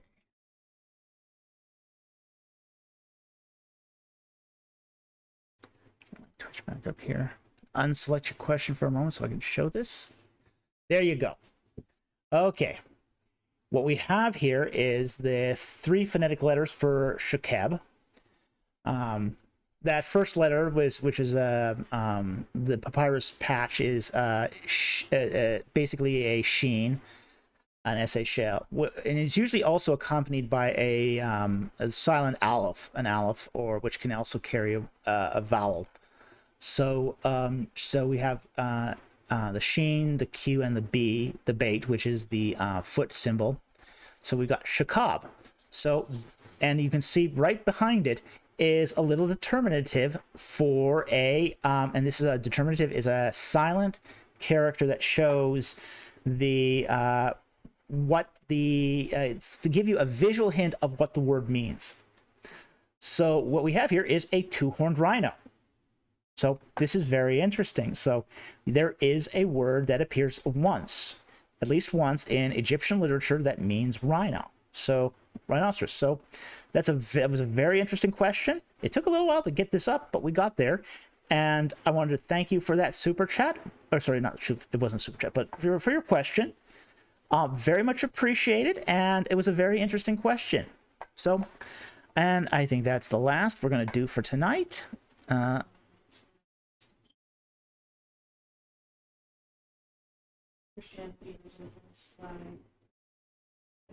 Oh, okay. I'll take that one other question. It's been brought to my attention here. You are bothered by Judaism or even Christianity having elements inspired by others. See a lot of believers who prefer to deny some connections. Why doesn't it bother you? Okay, we'll take this one. Okay, this will be the last question of the night. Okay. From Maskovsky. Oh, Maskovsky, sorry. I butcher names. I'm sorry. I'm very, very bad with names, so I do my best, but it helps to put a pronunciation in there if it does bother you, so please. Okay.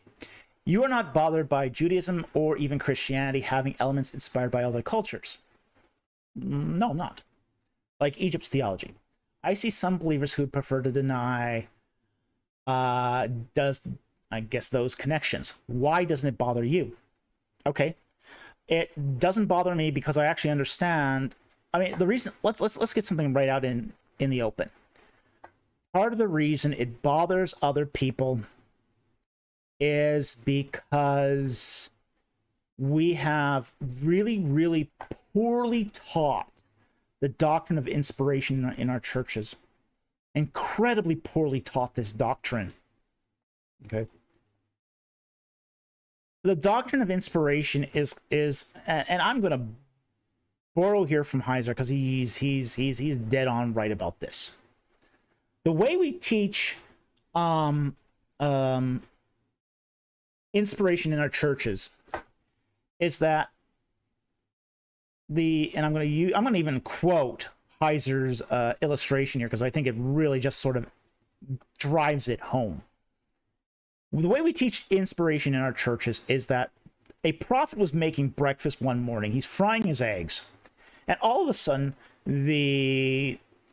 God comes upon him and empties his brain, because you don't want a prophet using his own words, because that would be the words of men, and filling his brain with the Holy Spirit. And suddenly he drops his skillet and picks up a pen and starts writing out the words of God. And then the Holy Spirit leaves him, and then he reads this text for the first time and says, wow, this is good. God must have wrote this. Well, that's not the inspiration of Scripture. That's UFO cults. Okay? And like Heiser, I've also studied UFO cults. I'm one of my sort of what's it called now? Hobbies. Okay, guilty pleasures. One of my guilty pleasures is studying strange cults. I'm very, very interested in strange cults. They find them fascinating. But you do find in these strange cults, in these spiritist cults, automatic writing, like the Book of Urantia, published by the Urantia Foundation, is spiritism that's based upon automatic writing, where somebody goes into a trance and just writes whatever comes into the, automatically, off the pen, as it were. Okay? The doctrine of the inspiration of the Holy Spirit, the inspiration of God in the inspired text of the Bible, is not automatic writing. The inspiration of the writers means that God has, using divine providence, prepared people their entire lives for the purpose of writing down Scripture. That means they were prepared by their family. Who were their ancestors? What environment did they grow up in? What were their parents? What is their education? What did they learn? What did they read? What did they experience? Their whole life experiences. And every step of the way, God is preparing the prophets, through work, through their relationships, through their environment, through literature, for the purpose that when they do set the pen down to write Scripture, they are adequately prepared and use the words that God has prepared them with. That is the real doctrine of the inspiration of Scripture, not this crazy counterfeit that we're getting in our churches. But because there is this crazy counterfeit, it bothers a lot of people when they see that Scripture does borrow and does interface with the world. Okay? One of the things that we have to kind of understand is that, you know, when we talk about the Bible, it's not a book in isolation. Okay? Like, one of the things is when you write a PhD dissertation, you have to cite your sources. You have to, if you don't cite any sources for a PhD dissertation, it's not a good PhD. In fact, it should fail. All right. Now, there's this saying: you cite one source as plagiarism. You cite 500 sources as masterful research. Okay. If you cite 0 sources, it's fantasy. It has no connection to the real world. Okay. The Bible uses various sources because it has to be grounded in the real world.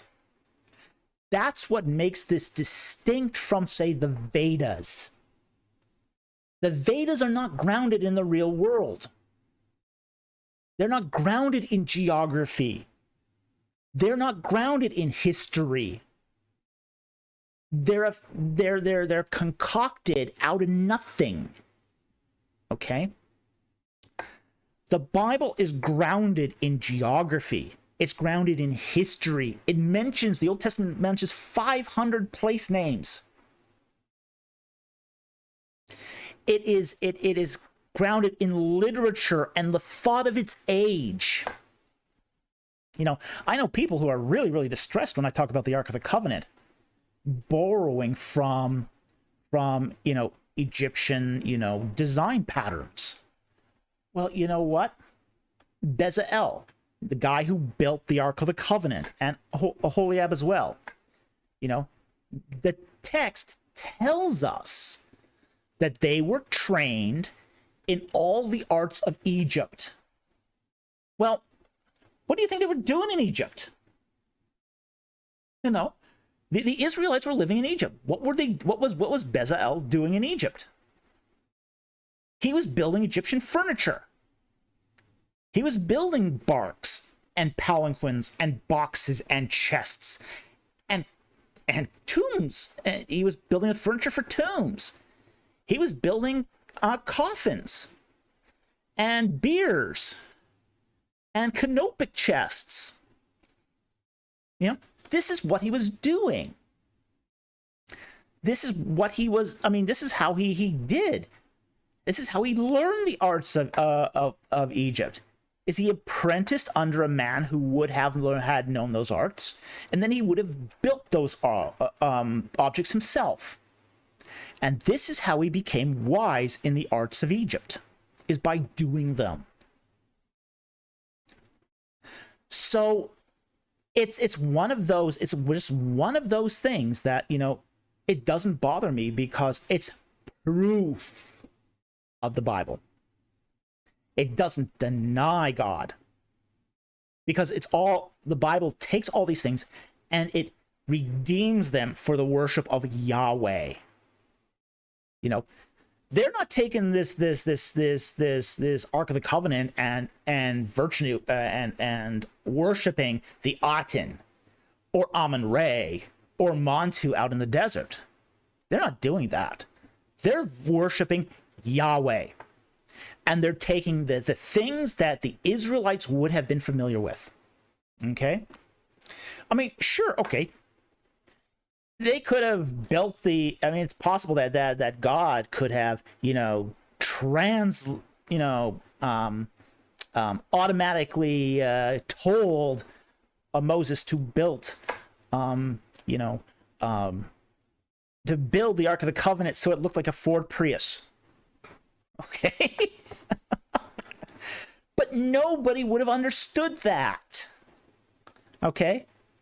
I mean, you wouldn't have had gas for something that looked like a Ford Prius anyway, and they would have rolled it to next to the place, but pushing it along. But nobody would have understood that, because the whole idea of it, what's an internal combustion engine? What's the purpose of a windshield wiper? It's like no one would have understood it. God, in his divine wisdom and mercy, took the religious concepts people of the late Bronze Age understood and inverted those ideas to bring out new ideas about himself. It is complete mastery of religious thought. And it's a mastery of religious thought that I would maintain is only could have entered into the mind of God himself. So it doesn't bother me one bit. It's not a denial of the involvement of God. It's the proof of the involvement of God. So thank you very much for that question. It is a question I do get fairly frequently, but it's we don't need to deny these connections. We can embrace them and still come out with stronger faith. In fact, I would say that if we embrace these connections and we see that the Word of God is reliable and it's consistent with its historical context, that turn makes us stronger in the faith. You can show the world the reasonability of our faith. And frankly, at that point, we can adapt, any challenge that comes up is really nothing. It's really just a gasp of wind at that point. So anyway, thank you very much for the question. And I very much appreciate that question. So with that said, we're going to call it a night. Thank you for everyone who donated a super chat tonight. Very much appreciate it. It does go a long, long ways to helping us continue this ministry. Thank you for joining us for this early session. Again, this was a favor for our viewers in the eastern United States. And with that said, if you like this channel, please remember to subscribe.